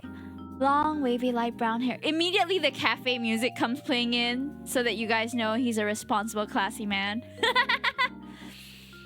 Long, wavy, light brown hair frames a handsome face, and thin frame glasses do nothing to hide his pretty brown eyes. Oh? Well, if it isn't my biggest fan, I didn't know the mayor of Brian Bay had the time to visit a humble He's the mayor?! Oh wait, yeah! Oh yeah, Total Drama. I know who you're talking about. Yeah, Duncan. I loved that season. I haven't watched any other for a while, but I like that season. This guy not Kevin. His name is Wyatt, I think. He looks like he's been in an AO3 novel. True. Kevin makes a grand show of greeting him with a deep bow. The man's cheeks tinge pink as he coughs into his fist. You can tell right away that Kevin's messing with you again. But for some reason... Oh, he's not the Kevin is a... I don't think I can do this, chat. He is a compulsive liar. He just like... bleh, and you can't trust what comes out of his mouth. I don't think I can vibe with Kevin for that. But for some reason, you feel like playing along with his little joke. You sure do know a lot of people in high places. Please, ignore him. I could never be the mayor, really. My family just happens to be quite involved with the local development of Brian Bay. We own some real estate. It's nothing to brag about, but let's move on from that. Well, I'll be honest, when Kevin said you were the mayor, I already knew he was bluffing. Oh, what gave it away? I doubt any mayor dresses that fashionably. Nepo baby! Oh my god! Not you just screaming Nepo baby! Oh, it's true, but still, that's so funny. He runs a hand through his hair before flipping it elegantly. That's the best kind of... Guys, That's the best kind of person to marry. If you have a Nepo baby in your life who's single and available and your type, go for it. You are set for life, chat. Okay? Go for it. You have a good eye. Maybe I should wear khakis next time to properly fool anyone. As if you'd ever walk out of the house wearing that. I can make it work with a bit of tailoring here and there. Well. And you're right, I'm Singaporean. Anyway, I had a moment to myself after a few meetings, so I decided to come and watch the talent show. But while I was trying to listen to the next act, I couldn't quite pay attention with someone loudly bragging about himself. Really, Kevin, you have plenty of fans already. I'm sure she can be spared. You're just jealous. You don't mind, right? He throws on his best puppy eyes look, and you can't help but snort in response. Kevin sighs dramatically at your lack of agreement. He shrugs with a grin pulling at his lip. Okay, I got the message loud and clear. I'll leave you two alone. I've got to head out to help out the booths anyway. Oh no, the blinking animation is bugged out. Enjoy the rest of the show. Hit me up later if you want to talk some more. He gives a big bow to you and blows a kiss to the man. The man rolls his eyes as you two wave goodbye. Kevin disappears into the crowd, leaving you two alone. Without Kevin's bubbly energies filling the space, you both fall into a comfortable silence. The next act is mesmerizing to watch as a team of acrobats flip and leap smoothly across the stage. Mommy, what? It amazes me how flexible some people can be. You can say that again. My bone creaks every time I get from my chair. He snorts, his shoulders slightly shaking from trying not to laugh out loud as you grin at him. Must have been the wind. Yeah, maybe. You somehow end up making brief commentary here and there with him on different performances. You don't even notice how fast time goes by until the last act finishes and you see the theater company's director is on the stage. He quickly introduces himself before thanking everyone for their attendance and donations. You clap along with everyone as the theater crew takes a bow. The director bids everyone a good night, signaling the end of the show. People begin dispersing and leaving the venue as the sun starts to set, tinting everything with a soft orange glow. The pose, he's just standing there contrapposto, chat. It's so elegant. I can't! I don't know if I'm good enough for this man, honestly. The talent this year was even better than the last. What did you think of it as a newcomer? I really enjoyed it. I definitely think I needed something like that to start off my vacation, right? I wish I'd been here last year too, if that's how every talent show goes. If anything, I'm glad my car decided to break down in the city of all places. I think there's plenty of interesting things that'll keep me busy here. His brows furrow as he offers a sympathetic smile. Did you hear that? He's went, oh, like I'm just a little baby kitten or a little baby. He just went, oh. I'm sorry to hear that. Where were you driving from? Wait, I'm sorry. Where are my manners? I never even introduced myself properly this whole time. My name is Wyatt. Why? Usually I'm on top of things like this, but I suppose I had a few very good distractions keeping my mind busy. Now I feel like I need to talk like him when I talk to him. Ah! Or when I try to voice him. Oh my god. His lips pull into a flirtatious smile and leans in closer. He extends a hand out to you, and he feels a bit flustered at the direct eye contact. He sounds like Batman's butler. Oh my god. I'm a businessman. He sounds like James from Pokemon. I'm a business manager first and foremost, but I do dabble here and there depending on my interests and whatever I have the time. You shake his hand, surprised at how soft and gentle his skin feels. Don't be surprised! He probably goes to the spa more than I do! Stop, I hear it! Stop, I hear it! I love it! Then again, everything about this man screams luxury, so you're not surprised he has a good skincare routine. He hands you a light beige business card, embossed with thin gold borders and floral detail. Oh. And I don't think I caught your name. I'm sorry. It's Hime. It's never too late for introductions, I think. It's nice to meet you, Wyatt. Likewise, Mr. Wyatt, there you are! You both look over to find a woman approaching with a big grin on her face. Uh-oh, is he taken? You instantly recognize her from Oh, she's one of the backup singers. It's Zoe! She bows in greeting, looking back up at Wyatt while practically bouncing with joy. Thank you so much for showing up today. We couldn't have done it all without your help. We've raised enough to meet several of our major funding goals. We're so grateful for you organizing this venue and everything else for us. Oh no! Oh, he's the organizer! I shouldn't be so surprised. Wyatt turns to Zoe with a small smile on his Oh. lips. Ah, there's no need to thank me. Valerie was the one that initiated this plan as a pet project. But still, we wouldn't have gotten able to fully afford all the equipment and everything without you two. I'd love to thank Miss Chantel too, but I can't find her.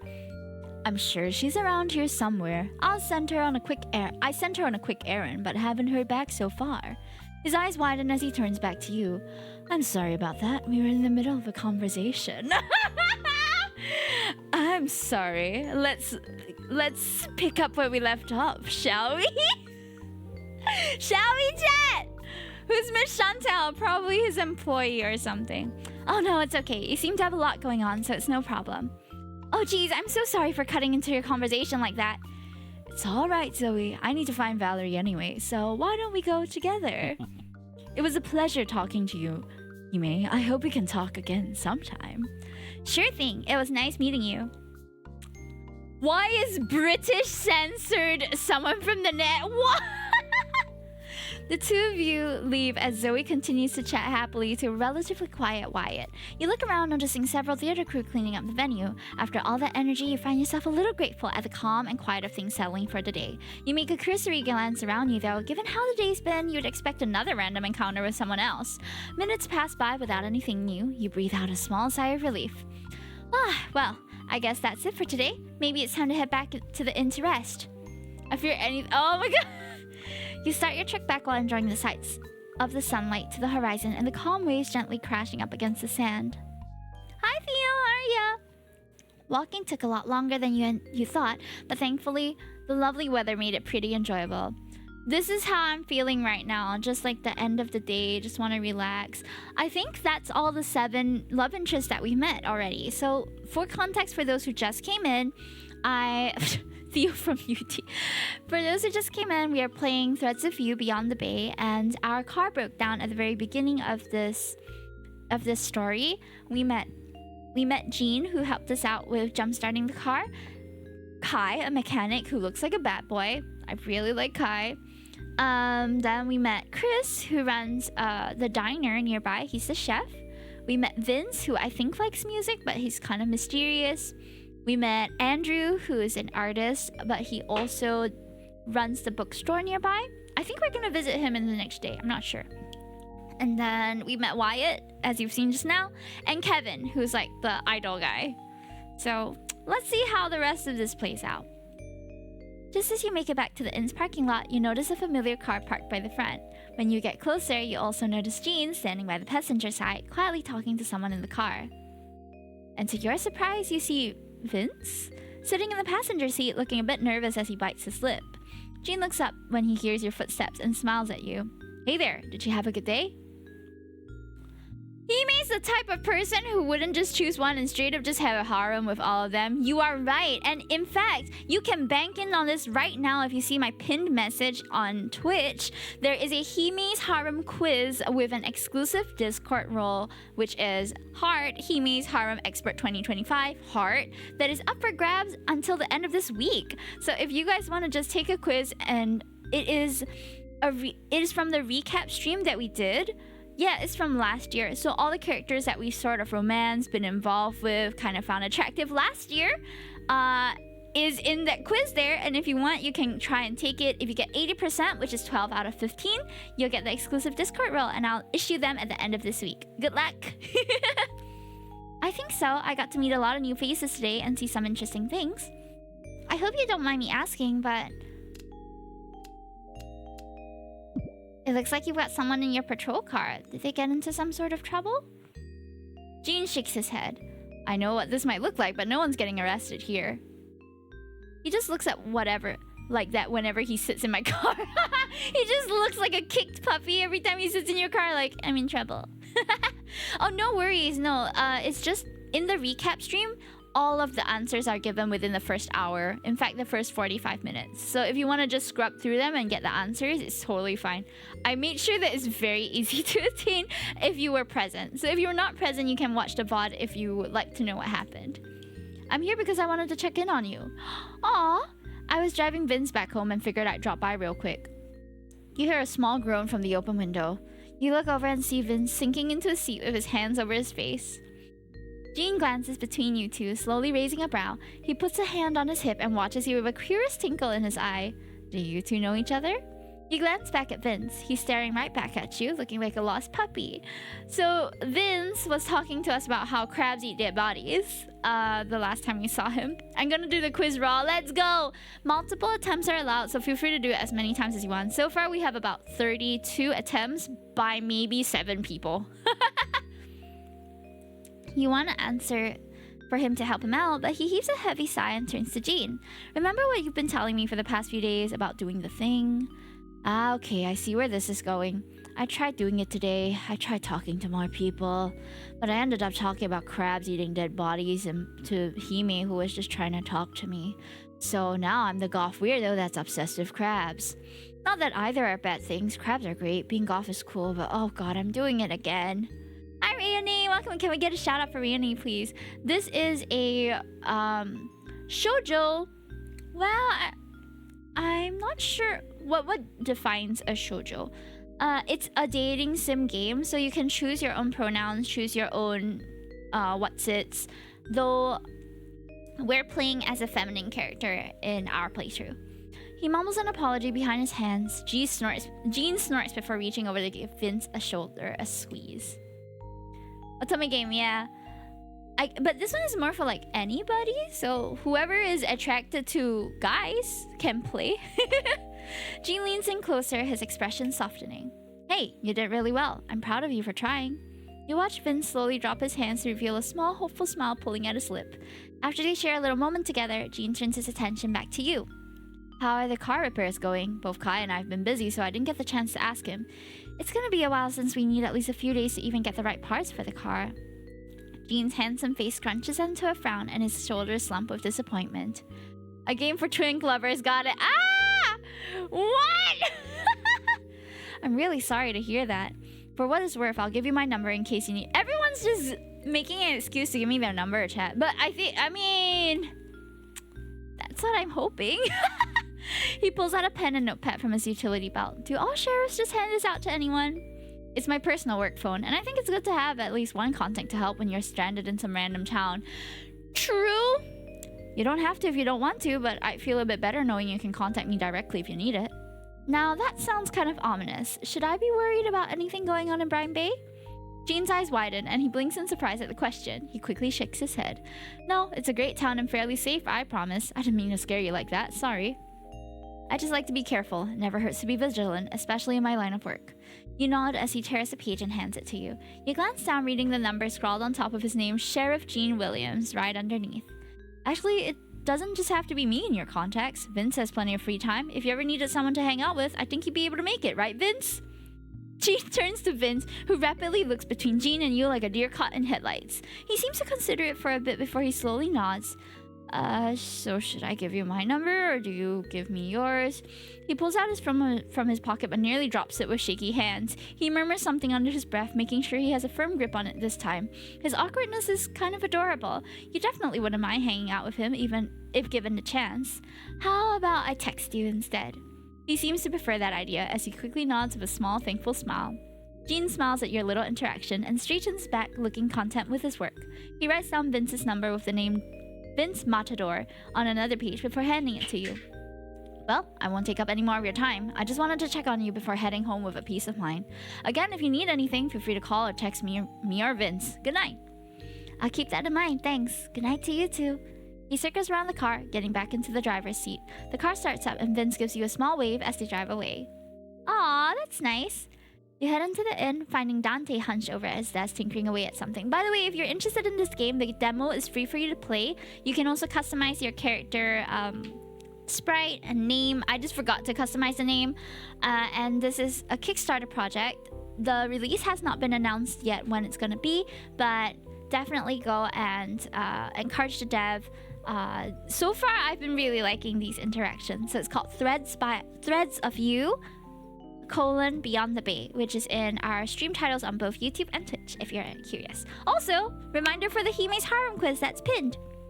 You head into the inn, finding Dante hunched over at his desk tinkering away at something. He raises his head at your approaching footsteps, nodding when you smile at him. Hey, how was exploring? It went pretty well. I met plenty of people today. Plans have changed and I'll be staying here for at least a few more days. Sure thing. I have your card on file, so I'll just charge it when you check out. Stay as long as you need. The inn's not going anywhere. Great, thanks. Then I'll see you tomorrow. Good night. He murmurs goodnight to you, already engrossed in whatever he was doing before. After a nice long shower, you get into a comfortable pair of pajamas, ready to settle into bed for the night. But before that, you pull out Andrew's drawing of you from your bag and tape it to the wall near your bed. I really did mean it when I said you should look into pursuing art for a career. It's super cute and unique. When you're content with the placement, you pull the blankets out and hop into bed. I wonder if we have all their contacts now. Okay, so far we have all these people. These are all the people that we've met so far. Andrew, Chris, Jean, Kai, Kevin, Vince, Wyatt. Jean's picture, you can barely see him, dude. He's just surfing. And Vince doesn't seem to have a profile picture, but that seems about right. 8 out of 15 out of pure guesses. That's amazing. Good job. You did way better than my husband did. You're so good at this. You had double of my husband's score. You let out a content sigh at the way you sink into the mattress. Now that you're all cozy, you pull out your phone for your nightly bedtime scrolling. But instead of opening your usual apps, you pull up the contact list. Today sure was eventful. Look at all the new contacts I have. I feel like a student who just passed an exam. Can we get some exclamation mark clappies for someone from the net, please? Let's go, clappies. I'd say the one that was the most memorable meeting was... Oh! Okay, guys. Which should we... How do I spell clappies? Oh, exclamation mark claps. Though I should make it clappies instead. Or exclamation mark clap? There we go! Yeah! We also have a really cute clapping emote. I think my favorites were Kai and Andrew. Kai being the mechanic who helped us out.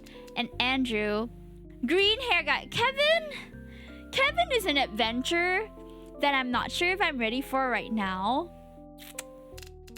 Did you guys like Kevin? Who did you guys like in this so far? Gene is the one we got to interact with the most because he was the first and last person that we met. And usually I think him also being the first one to be mentioned as like the list of love interests is probably the one that they want us to go for first. I think Kai is definitely a bro for me.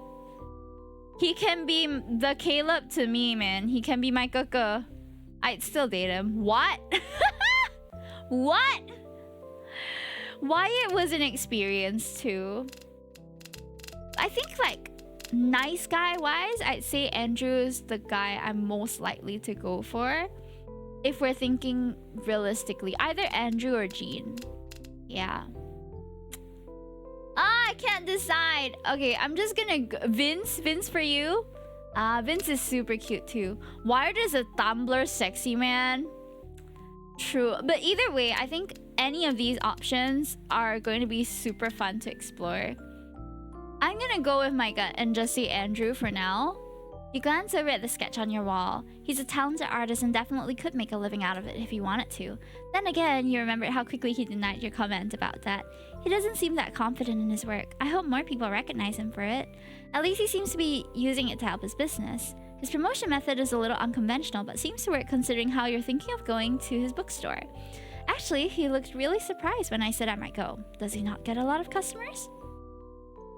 You wonder what sort of relationships he might have around town.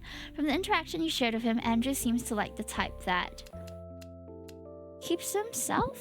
He doesn't seem super sociable. He was nice, but there's an underlying distant vibe from him. It makes it a little difficult to get close, but you might need to talk to him more to be sure. He's just like me for real! You set your phone down, feeling a hint of excitement for the next few days. Did anything change in our contacts? Ah, no it didn't. I thought they would put a little heart next to his if we picked him. You gotta meet quite a diverse cast, so who knows what might happen. With a content sigh, you succumb to sleep and drift into your dreams. At the end of the demo? I think so, chat. Oh no, it's the next day! We got more content! Who should I talk to today? Oops. Oops, I accidentally pressed back. Oh, back to this. It's Sunday again! Woohoo! Who should I talk to today? Go to the park. Jean is there. Can we just... What the heck? Can we just like track them? What's going on? Wyatt is at the beach. Oh, we have 3 options. We can go to the park where Jean is, go to the diner where Chris is, or go to the beach where Wyatt is. I think let's go to the diner. I usually will go for some food at the start of like a long day. So considering the last 24 hours, it's not a surprise you woke up as late as you did. Then again, it's always a gamble what sleeping in a new place will do. It seems this time the roulette wheel landed on waking up just after the complimentary breakfast was put away. The last thing you wanted to do right now was to think too hard about food, so your mind went right to the only place you knew. One morning routine and walk through the town later, you're here at the Cup of Joe Mama's again. Oh, it's Cup of Joe Mama. Okay, not Cup of Joe. Or Joe Mama. It's Cup of Joe Mama. Okay, a Cup of Joe Mama. Pushing open the door, you're greeted by a syrupy sweet smell of pancakes and Chris's bright voice. Good morning! Welcome to Cup of Joe Mama's! Duo wielding 5 coffee cups on each hand doesn't deter him from turning to greet you. Recognition flashes across his face and he pauses in his tracks. Thank you so much for following. I yap too much. I love that. Please yap in my chat if you would like to, because we are yappers too. Yume, it's nice to see you again. Well, that's significantly warmer welcome than you've ever gotten. Chris seems to mean it too, his freckled face lighting up with a smile. The only thing missing from the picture is a tail wagging behind him. Thank you for the lurks. You must be a morning person. Hey, Chris. Is that lurk or peek? Sorry. It can be a hi and it can be a bye. Behind him, you can clearly see the remnants of a very busy morning. Every table is piled high with dishes and glasses, with a few lingering customers taking up the clean ones. Chris, seeing your eyes wander, laughs. You just missed the breakfast rush. Here, is a seat at the counter okay? Honestly, I'm more than happy to sit at the counter see if I'm seeing his pretty face. Sure, thank you. He happily shows you over, dumping the empty mugs he was carrying into a wash basin and clearing out the space in no time. Feel free to order whatever you like, obviously, but I have it on good authority that the chef makes a mean French toast. That's tempting. If it's not enough, look at the price and be amazed. Chris lifts the basin he was filling up to waist height. Everything inside clings together loudly, and you can't help but think that it must be heavy. A friendly waiter doesn't seem to mind it, shifting only to adjust his grip. Take your time and look things over. I'll be back in a jiffy. Looking down to the menu, you're left to the ever-important decision of how to break your fast. Unlike the menu you got last time, this one is homely. It seems to be printed and laminated by hand, and while most of the items are fairly standard, there's a section that's totally handwritten. What? Next to a cute depiction of an... Hold on. Okay. Next to a cute depiction of an otter is a mix of ornate swirling loops, tiny chicken scratch, and big yet uncertain letters belonging to a child's hand. Julian Autumn Reds with sweetened crema whipped to perfection. $300. The super egg, 6 egg yolks and 6 egg whites mixed into one giant egg. It's good, free. Bagalona. Huh? Oh, this might be like Chris's younger sibling that they mentioned, or someone's younger sibling that they mentioned yesterday in game.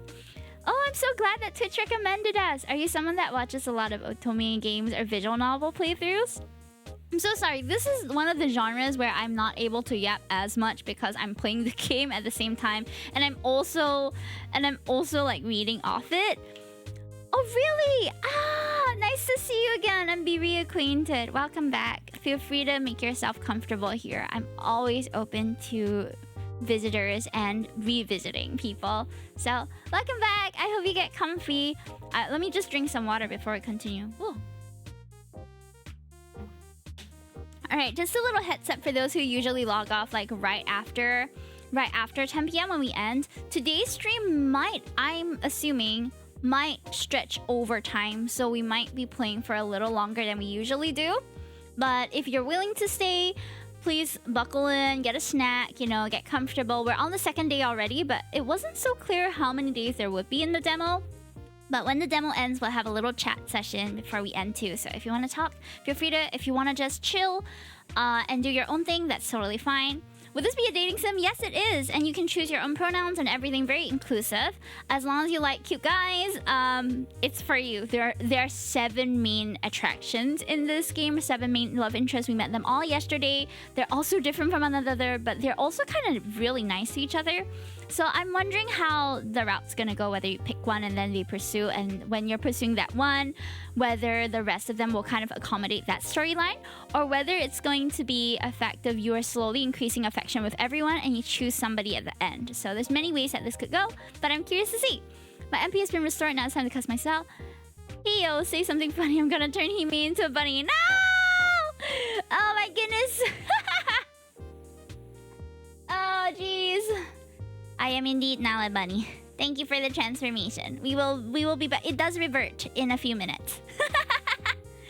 Oh, thank you, Arcanus. Arcanus is also a game dev, by the way. Go check out their game, Square's Trial and Error. Yeah. Okie dokie. Let's continue, shall we? Chris's return is heralded with a loud exhale. You look up just in time to see him clipping his bangs back, smiling a few unruly curls out of his eyes. Even if he's hiding it well, it's clear the busy morning must have taken a lot out of him. Taking his notebook and pen, Chris meets your gaze with renewed energy. So, did you get a chance to look over the menu? I did! Let's order the French toast. Chris perks up. Great! Turning around, he slides the ticket into the kitchen through the open window. When he faces you again, he busies himself with tidying up the rest of the counter, sliding used dishware into basins and refilling syrup trays. Managed to grab a break? Chris's cheeks go pink as if he buries himself even deeper into his cleaning. Do I look that bad? No, I'm just worried about you. You're too nice. Not that it's your business, of course. Chris pauses your conversation to step over to the other side of the diner briefly, topping off another customer's coffee and tidying up their tables. It'll be alright. I have to get this place in shape now before lunch rush comes in. Plus, Sierra's in the kitchen, so she'll need a breather before I do. Thanks for worrying, though, Hime. Keeping himself busy, he handles every order, every customer, and even every plate with care and attention. Maybe this is a way of proving his resilience to you. Enough about me, how about you? I know you're not exactly in town by choice, but if you need any recommendations or places to go, Hot plate behind! The doors to the kitchen swing open and a strikingly familiar tall brunette woman barrels through, one hand balancing the aforementioned hot plate and the other spread right in front of her to keep her balance. It doesn't do much good. Her foot strikes the corner of the cabinet hard enough to shake your water glass, and I'm okay! Catches herself just barely. You can help but sigh in relief while the woman slides the plate right in front of you with a flourish. One order of French toast, fresh out of the kitchen. Even with how relaxed she is, behind her, Chris has gone white as a sheet. He gives a shaky exhale, burying his face in his hands. Sierra, please walk. Each measured word comes out with a healthy serving of desperation. I was walking with purpose. Can't afford to replace more plates. Oh no. Okay, we're back. We're back in our usual form. There we are. Okay, give me a moment to readjust myself. There we go. Boo, boo, boo, boo. You're struck by how commonplace he makes it sound. More importantly, though, you recognize this woman as she gives you an apologetic smile. She was at the market yesterday, you think. Sorry about that. I know you didn't pay for dinner and a show, but consider that on the house. Welcome on in. I'm Sierra. Thanks. Are you sure you're okay? Of course. I stumble all the time. I was about to say your model went miniature. It does that when he comes back. Chris visibly cringes. A bell over the door means more customers, though, so Chris shakes his head and puts on his customer service face. To your surprise, though, he instantly relaxes instead of just offering a casual wave. 3 blonde girls meet Chris's wave with varying levels of enthusiasm. A cool nod, a big wave, and a shy blending of fingers. Hey, what are you 3 doing here?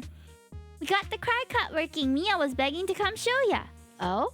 The 3 girls all crowd around the counter. Chris comes around the side to meet them, kneeling slightly to get closer to the little girl. Mia's height. Is that true? A single firm nod. Chris ruffles her hair and stands back up straight. I'm gonna watch them, so no worries if you're busy. You don't mean to stare, but you do, and the middleless girl locks eyes with you. Even if you try to save face, she's immediately at your side. Hey. Reaching into her pocket, she produces a sticker. No, with a flick of her wrist, a fan of stickers. And all of them are otters. An otter biker, an otter princess, an otter on a circus ball, an otter with a hula hoop. Interested in a little sticky business? Oh my god, Mer, I'm so sorry. Please ignore her. She thinks she's hilarious.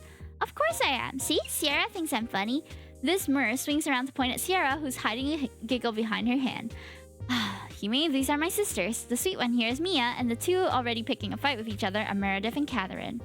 Nice to meet you all. Toffers, this is Hime. Please be nice to her. Yeah, whatever. You're Hime? No, now you're a part of the sticker squad. Pick one. Meredith spreads out the stickers again before you. You look over your options and give Chris one last appraising glance. He only shrugs. Let's go with the otter with a glowing sword. Meredith stares at you as you make your choice. She sighs dramatically when it's clear you won't be changing your mind. Whatever. If you could get a failing grade in picking a sticker, Meredith just gave you one. That's Catherine's. She has a whole backstory for it because she's a total dweeb. Miss Otterton, Princess of Darklands, cursed to fall for. Catherine crosses the distance and slaps a hand over her sister's mouth. Please ignore her. Hold on.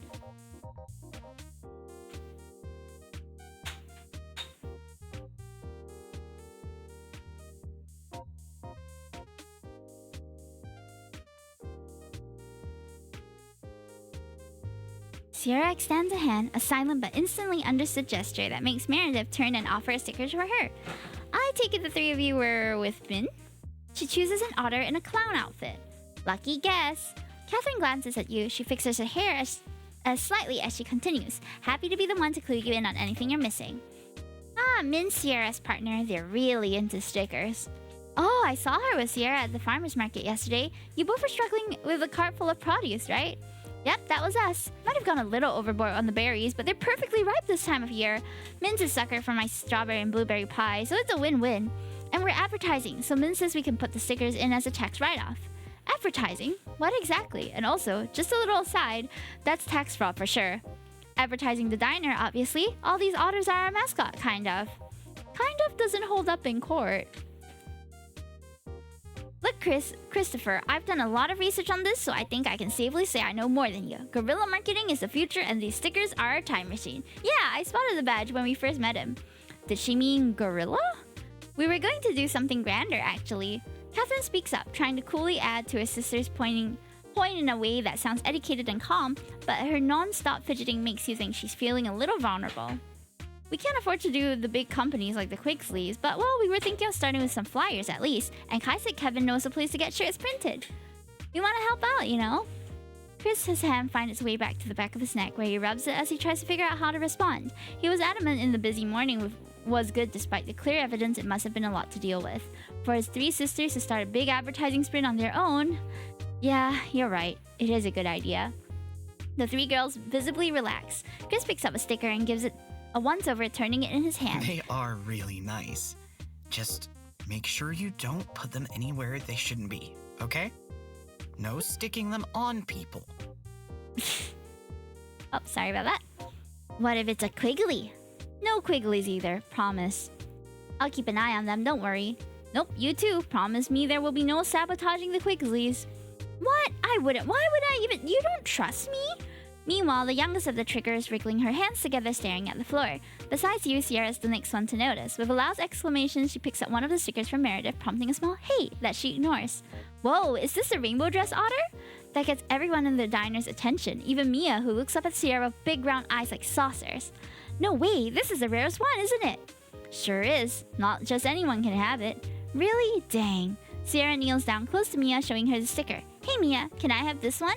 It takes all of her courage, but Mia gives a nod. Her sadness melts into a bashful giggle. Yeah, okay. After all the ruckus, the three girls and Sierra, who was in a desperate need of a break, left the diner. There's somehow even more energy in their step as they go, excited to begin their new project. Chris leans against the counter next to you, his eyes fondly following the gleeful little group. You watch them too until Chris suddenly jumps up, somewhat flustered. Oh, sorry, your breakfast must be cold by now. I can make you a new plate. Oh, right. Thanks to all the commotion, your food is entirely untouched. I can start wearing a signboard around to advertise. What? A signboard? At first you're worried he's put off by the joke, but then laughter bubbles up and escapes him. He takes a moment to get his bearings. Well, if you're willing, we won't turn down a volunteer. Meredith will love it. If it helps, I can get a full costume going, like the mascot or a dancing French toast. Yeah, it kind of looks like a device from a different series, right? That's pretty good. It's too bad you won't be in town for too long. What'll we do with that signboard once you go? You could wear it? He picks up your plate, trying to stop himself from laughing again. Yeah, maybe. I have a friend I can ask for some dance lessons. Have you seen an otter breaking it down? What would you give to see that? Chris takes your plate away. Soon enough, you get a new plate in front of you. You're certain he piled on some extra food. You look up to Chris the next time you can, and he gives a little wave and a thumb up. Where should I go now? Okay, let's explore our options. We have the books. Oh yes, I wanted to go to the bookstore, that's for sure. Because of that event that was happening. Let's go to the bookstore, guys. On this fine Sunday afternoon, you find yourself making your way toward Bookhook, the town's resident bookstore. Andrew had mentioned that there will be an event going on after all, and it's not often you happen across bookstores celebrating official release anniversaries. Your curiosity compels you to check it out. Trials of Tempest is pretty popular, I think. I wonder how big this event will be. It's still a Sunday afternoon, sure, and it's probably a small bookstore, but you're still hopeful that there will be a decent turnout, if only for the sake of Andrew's unconventional but creative advertising methods.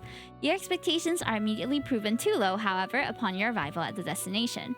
A sizable signboard propped on top of an easel stands pride of place outside the bookstore, the words Trials of Tempest 25th Anniversary displayed across it in bold lettering.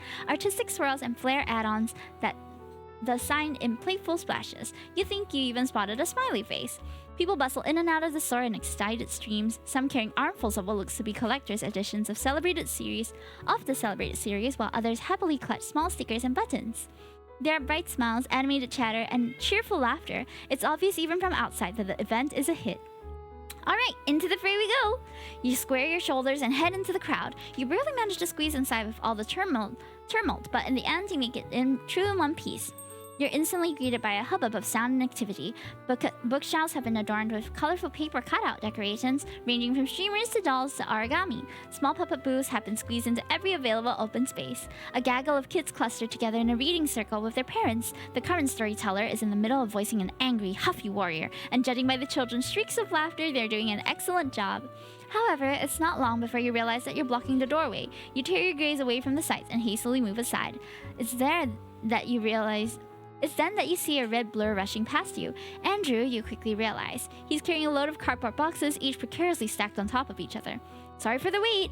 He hurries towards one of what looks to be his part-time workers, judging by the cardboard name tag hung around their neck, and lowers himself to hand off one of the topmost boxes. The stack wobbles dangerously as he bends his knees, and the part-timer quickly swipes one from the top of the pile.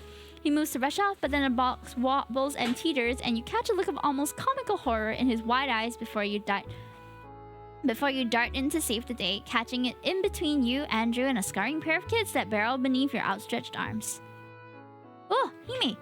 The greeting is loud and enthusiastic, but not with small amounts of surprise and relief.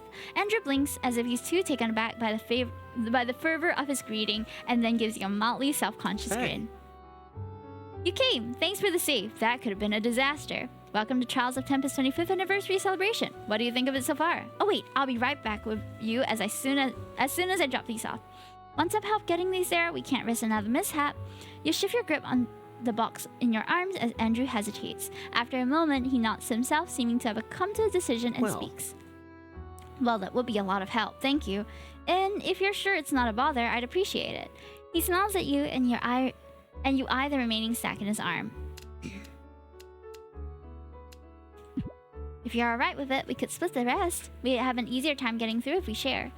Oh no, it's fine. You've already got one. That already helps a ton. Are you sure? This time, he's much more insistent. Yup. He attempts to give you the side of his bottommost box a hefty pat, only to scramble to correct his grip when the stack wobbles threateningly. Ah, like I said, it's all good.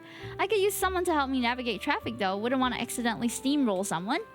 As you navigate among the throngs of people, you both chat as you deliver the boxes to respective part-timers. It's only been a few hours since we opened, 10 a.m., but we're already running out of free merchandise. I'm starting to think I might have majorly underestimated how many people were going to come. Why is that? You get the feeling that Andrew would have shrugged if it weren't for his current encumbered status. Bookhook has always been run as an independent. I expected locals to drop by, but I didn't think people from other towns and cities would actually come over. I kind of thought it might have been a long shot with how old the series is. It's possible that someone posted it online and made its rounds, though. That would explain the crowd. He steers past a rack of postcards that, at a passing glance, seem to depict various locations around Brine Bay. A group of people are crowded around it. He catches your glance and smiles. Brine Bay was a reference for the protagonist's hometown. It's sort of an open secret among die-hard fans. Ah, that explains it. You hand off a box to another hurried-looking part-timer who nods in acknowledgement before rushing off. What used to be a daunting pile is now steadily dwindling. I'm glad I hired some part-timers to help with the event at least. They've been a huge help with making sure that nothing falls apart. Some of them could definitely use a break though. I didn't mean to have them on their feet the entire time, but that's kind of how things turned out. He falls silent, looking pensive, then appears to shake himself out of his reverie. But you don't need to worry about that. By some miracle, we're now box-free. You do a little fist pump in celebration. Andrew grins. And I've got time now to show you around, if you're interested. But if you're just here to stop by, I'm still very grateful for the support. Actually, I really... Hey, yo! It's time to riz this man up, chat. Actually, I mainly came to see you. Andrew blinks, startled, but then a shy smile blooms on his face. He rubs the back of his neck, embarrassed. You can't help noticing the faint flush that tints his cheek. I didn't think I made that much of an impression, but I'm glad. In the end, you walk through all the displays by Andrew.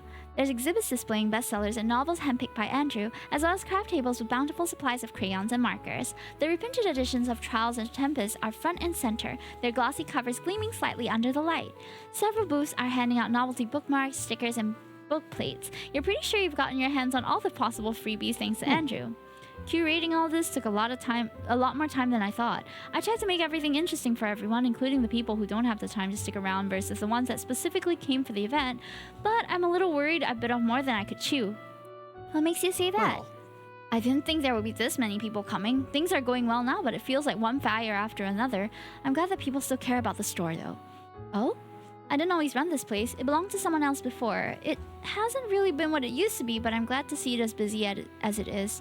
A hub of activity surrounds you as people mill around, engaging with the store's various activities, and you find yourself soaking in the energy of the event. People are taking pictures, writing notes on offered stationery, and perusing through the different displays.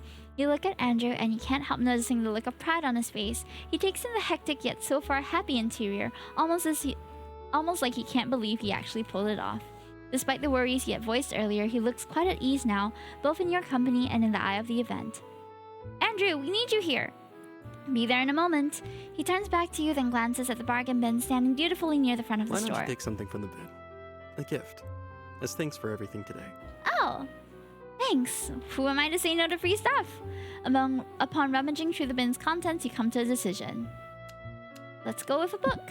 You recognize the book, and it seemed that Andrew does too. His eyes light up with interest as he slips it into a bag, tucking in a cute little bookmark along with it and handing it to you. I've read this before. You should come by again sometime. Tell me what you think of it. Sure, sounds fun. You have the bounty of spoils in your hands and wave at Andrew in the best farewell as best you can. Andrew's eyes curve into a smile. And if you like the experience, be sure to leave a 5-star review for BookHook Online. You roll your eyes and laugh. So that's your game? Woo your customers with personalized tours and freebies to get 5-star reviews?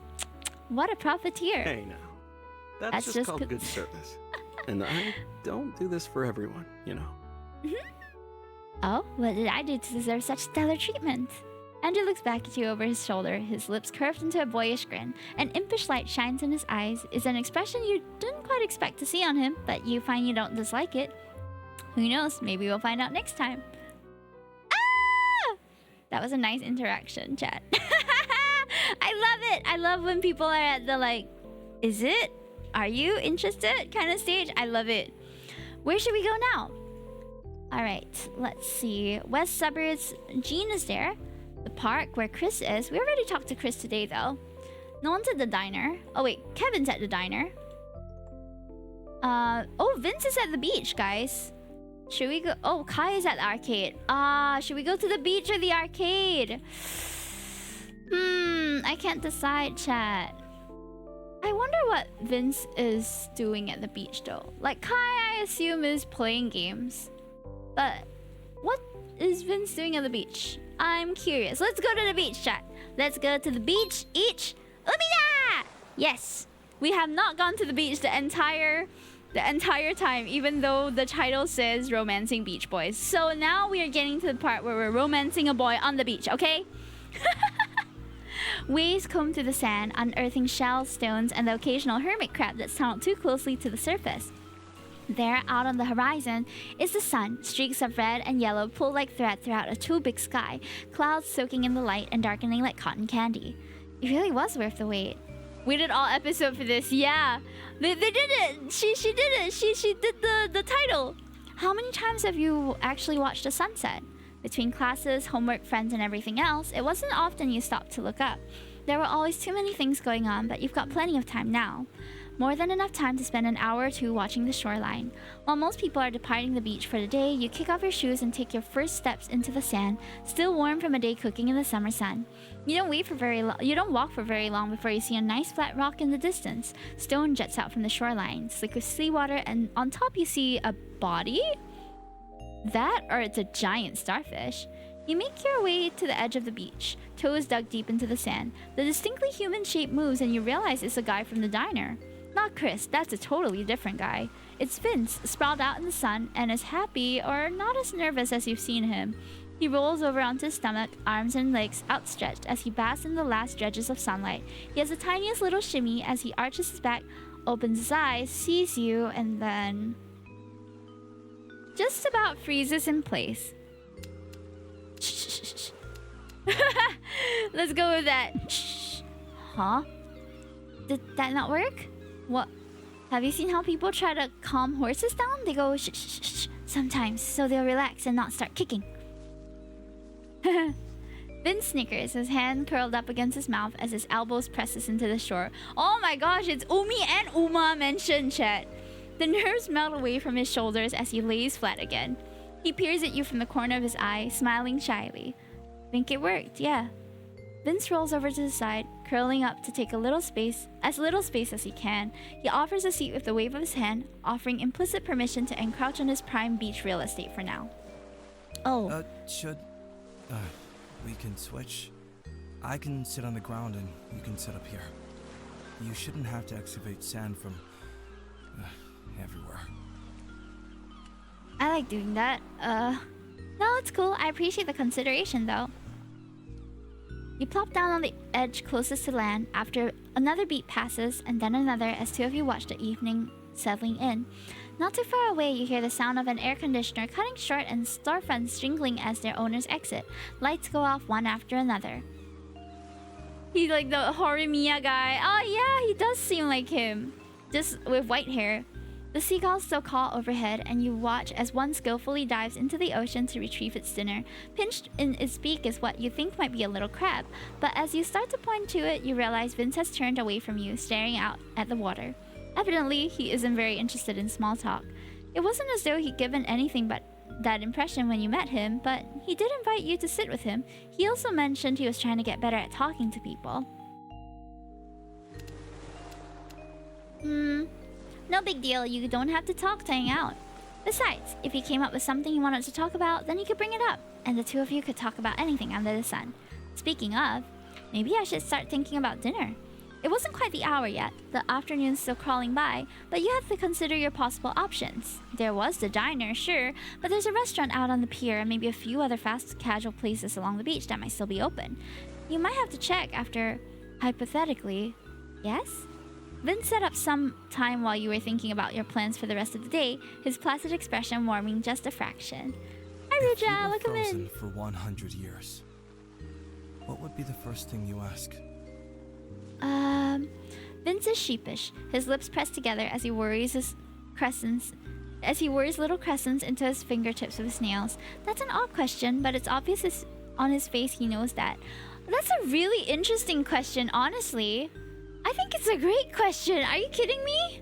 Most of my dates aren't as interesting as this. Well,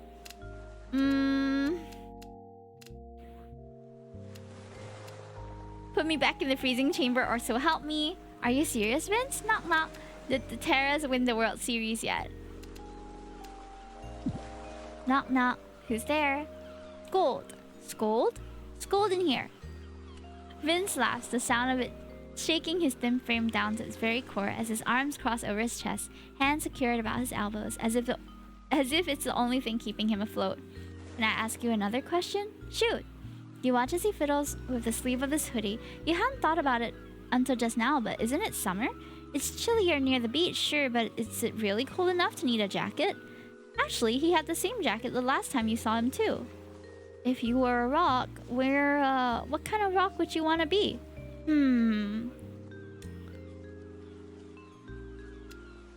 Could I be a cool fossil, maybe?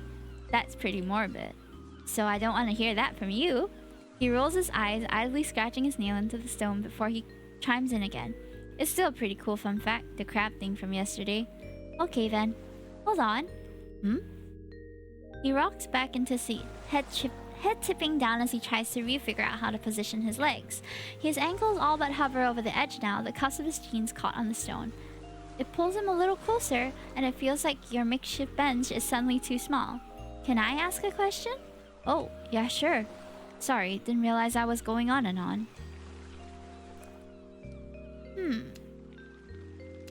If you had to decide, are you a lemon or a lime? Weird question. Less weird from what you asked me? His lips press into a thin line. Vince sucks in air between his teeth and... Are you tasting lemons and limes in your head? His face has literally folded in on itself. Maybe. Lime. Limes are smaller and the rinds are more bitter than lemons. You're calling yourself bitter? He shrugs non-committedly, turning his gaze back towards the horizon. This interaction is so funny. Used to be, not as much anymore. What were you doing earlier on this rock? Is it weird if I say sunning? Good night, I have too much. See you again. A little.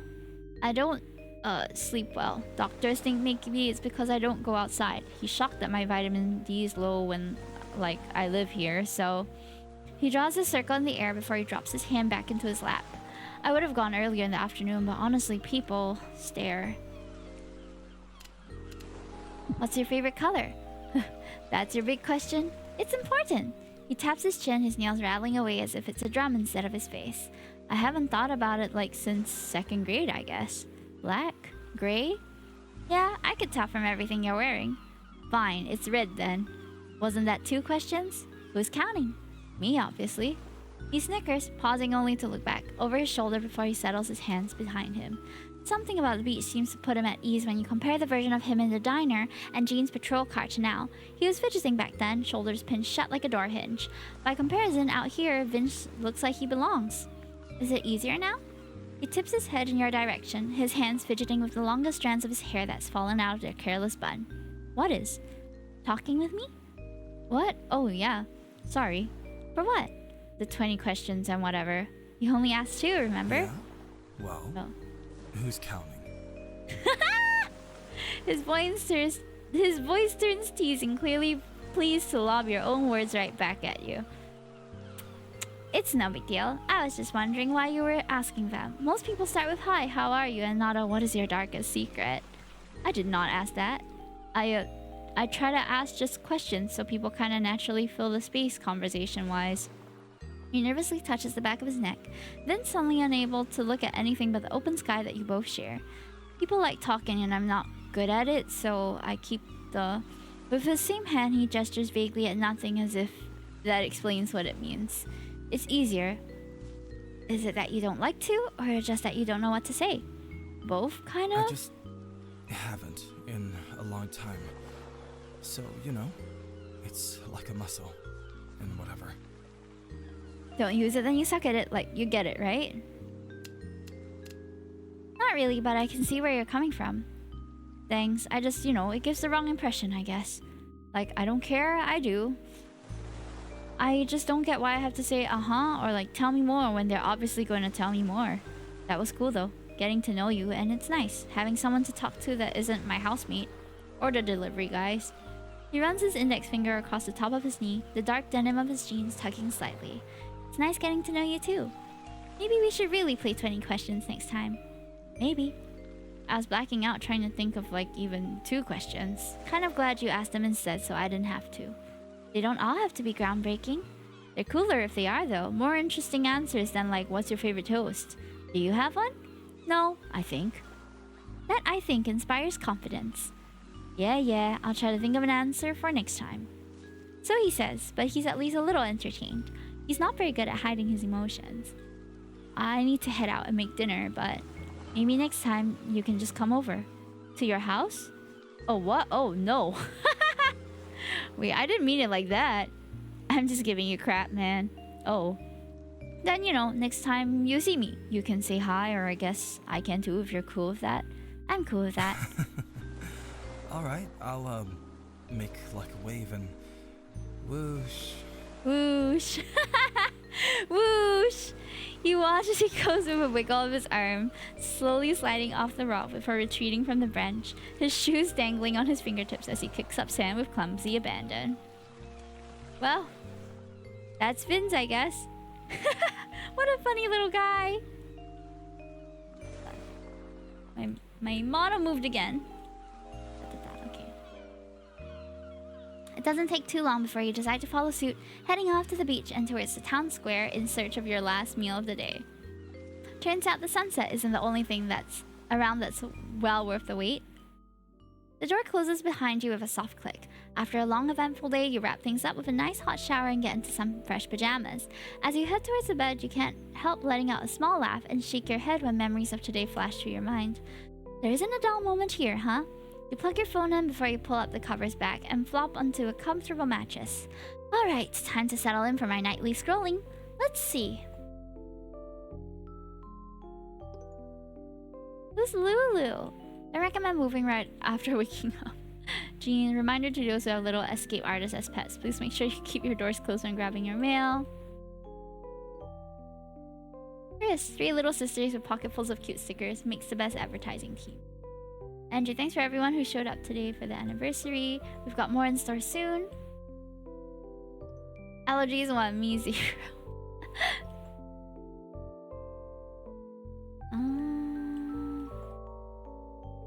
Vince, hey, I'm playing Cute Cat Cafe. Use my code 59. Oh, he's a gamer. Look at him just playing Cute Cat Cafe right now. It's all just game invites. That's so funny. That's his entire feed, chat. Oh. I didn't mean to post that. Stay safe, stay safe. Does he post this every day? Wyatt, I never dreamt for success. Wyatt's feed is a LinkedIn feed. Oh my god. And there's Kevin. Tickets on sale now. Go buy. Go, go, go, go. Kevin tweets like me, for real. Andrew just has a picture. Oh, he has a cat. So cute. Aww. Sounds like Hime, for real. Met an old lady at work who told me I remind her of her grandson. I might cry. Sorry, Mia had my phone. Someone tell me why the vending machine just ate my chips. Like, I didn't ask for much in life, just salt crunch and the sweet release of processed potatoes. Betrayal. Went over to Chris's place and the girls tried to convince me their stuffed animals could beat me in an arm wrestle. Lost the match somehow. Hash browns. Last it burnt popcorn with garlic powder and paprika. Ah, well.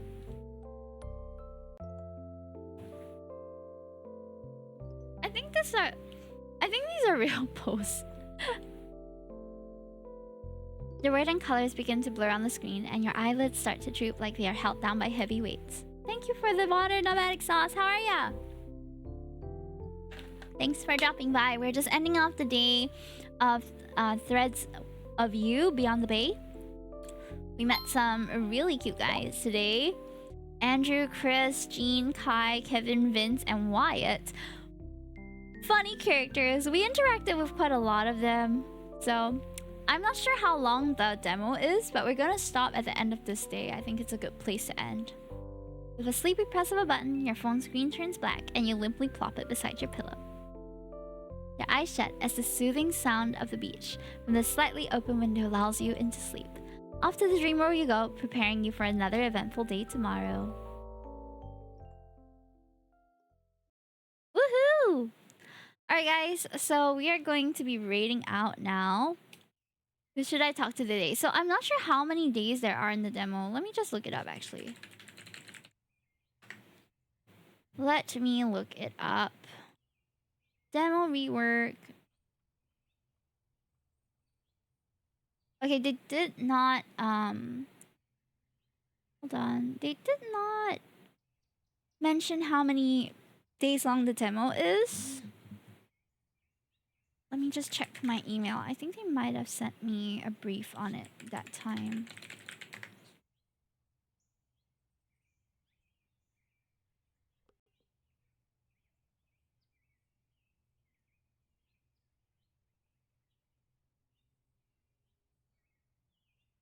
Oh, okay.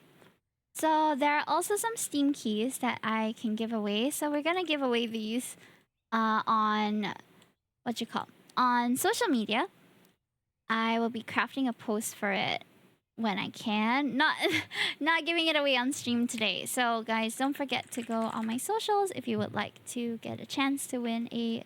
Oh my gosh, the screen is being a bit weird. So let me just go back to my room here. Alrighty. Thank you so much for joining, guys. I hope you had fun with the demo so far. There's no way for me to exit yet. So let me just pick a place to go. I will pick a place to go and then save from there. Yep. Let me just save real quick. There we go. Alrighty.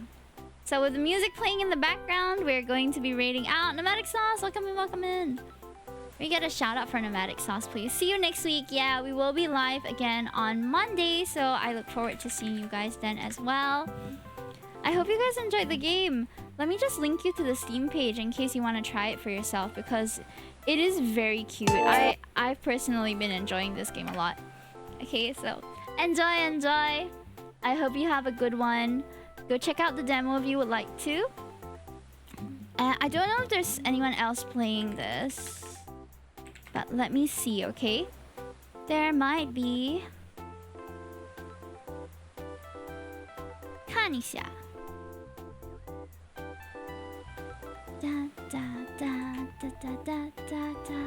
Okay, I think we don't have any right now. Is it? Mate. First stream back.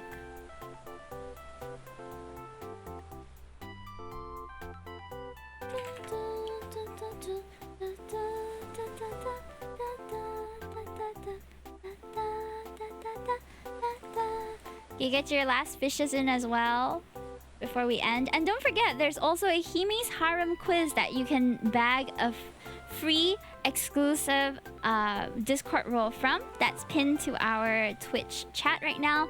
So if you happen to be here and if you happen to have nothing to do that's important right now and you just want to give it a try, it's a short 12 question quiz. Good luck, everyone. Thank you, Draco. Thank you. Hi, Delphox. Welcome in. Welcome. Your username seems familiar. Nice to see you again. I think I've seen you on Twitter, maybe. I think so. I feel like I have. Let me just follow you back. Your character is so cute. Welcome. We were just wrapping up our playthrough of Threads of You. Beyond the Bay.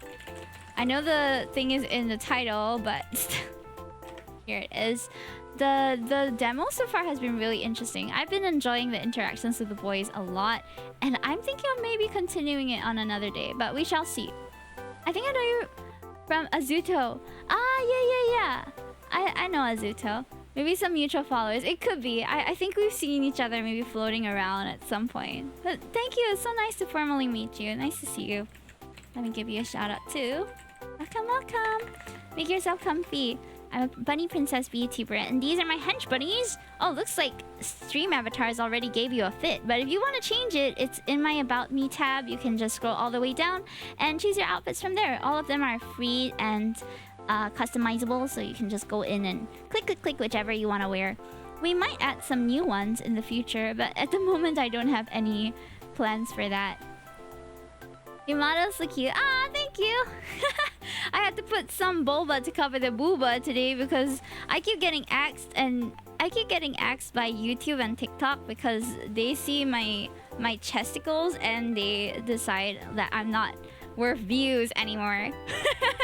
It's hard navigating the SNS space, but we're working on it. I might get a more censored model for a future rendition. But yeah, I love this model too. I don't want to like stop using her. Oh, you're playing Coral Island. Oh my god, Coral Island. I have my eyes set on that one. It's also like a comfy game with romanceable characters, right? A lot of them too. It's kind of like Fields of Mystria, but I think with a more water theme. I forgot to buy that for Steam sale. I got multiplier. Oh my god, seriously? I did not know. I haven't played it before, but it sure seems like a good time. It's got multiplayer recently. Ah, it's got like farming and things, right? Is it kind of like Stardew? I remember doing one Stardew co-op, but it was like a one-off session, like a one-shot, but we really just started up a farm and I didn't know what to do. So I was just following my friend around, just getting introduced to all the different features and people. It was quite fun. Ah, I see. Yeah, I'll look into it. I played that one so much, honestly. It's addictive. Yeah, it Stardew. Yeah, I've been playing Fields of Mystria a lot. Fields of Mystria does not have multiplayer, but it's a very good standalone like solo experience too. So every major update I've been going back to it. In fact, one of the Hime's Harem quiz questions has to do with Fields of Mystria. So if you want to look at some of the cute boys available in that game, you can click on the quiz and just scroll to that question to take a look. I made it a point to put in pictures so y'all know, like so you have an idea of the appeal of these hot fictional men, you know. Okay, dokie, let's... thank you so much for the first time chat, the 2605. That is like 20... That's like 2026 mixed up. Hot Nanren. Oh my gosh, you made me choke. Hot Nanren, true. I do like Hot Nanren a lot. Welcome in. I love that little emote. That's so cute. Meowdy. How'd you do? Man, I really should refresh my emotes too. Hot garlic naan. Dude, don't even get me started. I had my like I started my low carb diet, kind of ready to eat meals, right? It is not enough to make me full, chat. It's 2026. I still haven't had cheese naan. Monster Hunter Wilds is no longer trending and I still haven't had cheese naan. Same. I should make that a point. Cat emotes S tier. True. I have so many cat emotes in my server. We love cat emotes in that place. Hot garlic naan. Stop making me hungry. Wait, maybe I should like drop by a place to have a extended dinner. Is it worth the price? Worth what? Cheese naan? Are we talking about cheese naan, S tier cat emotes, or Coral Island? Well, there are always other sales that come up. It's not like... Oh, your diet dinner thingy? It is about $9.30 per meal. SGD, Singapore dollar. I would say that it's not bad. I'm mostly paying for the convenience of not having to think about having stuff to eat. So that's fine. But I will say that I probably prefer when I cook it myself. So I might just order the proteins instead. So the company that I'm subscribing this thing from, it's a bit loud, the music. The company that I'm subscribing these ready-to-eat meals from, they have the selection of like a full meal, or you can just choose the protein. So you can also just get the proteins. They're like $5 and they're already ready to cook and marinated.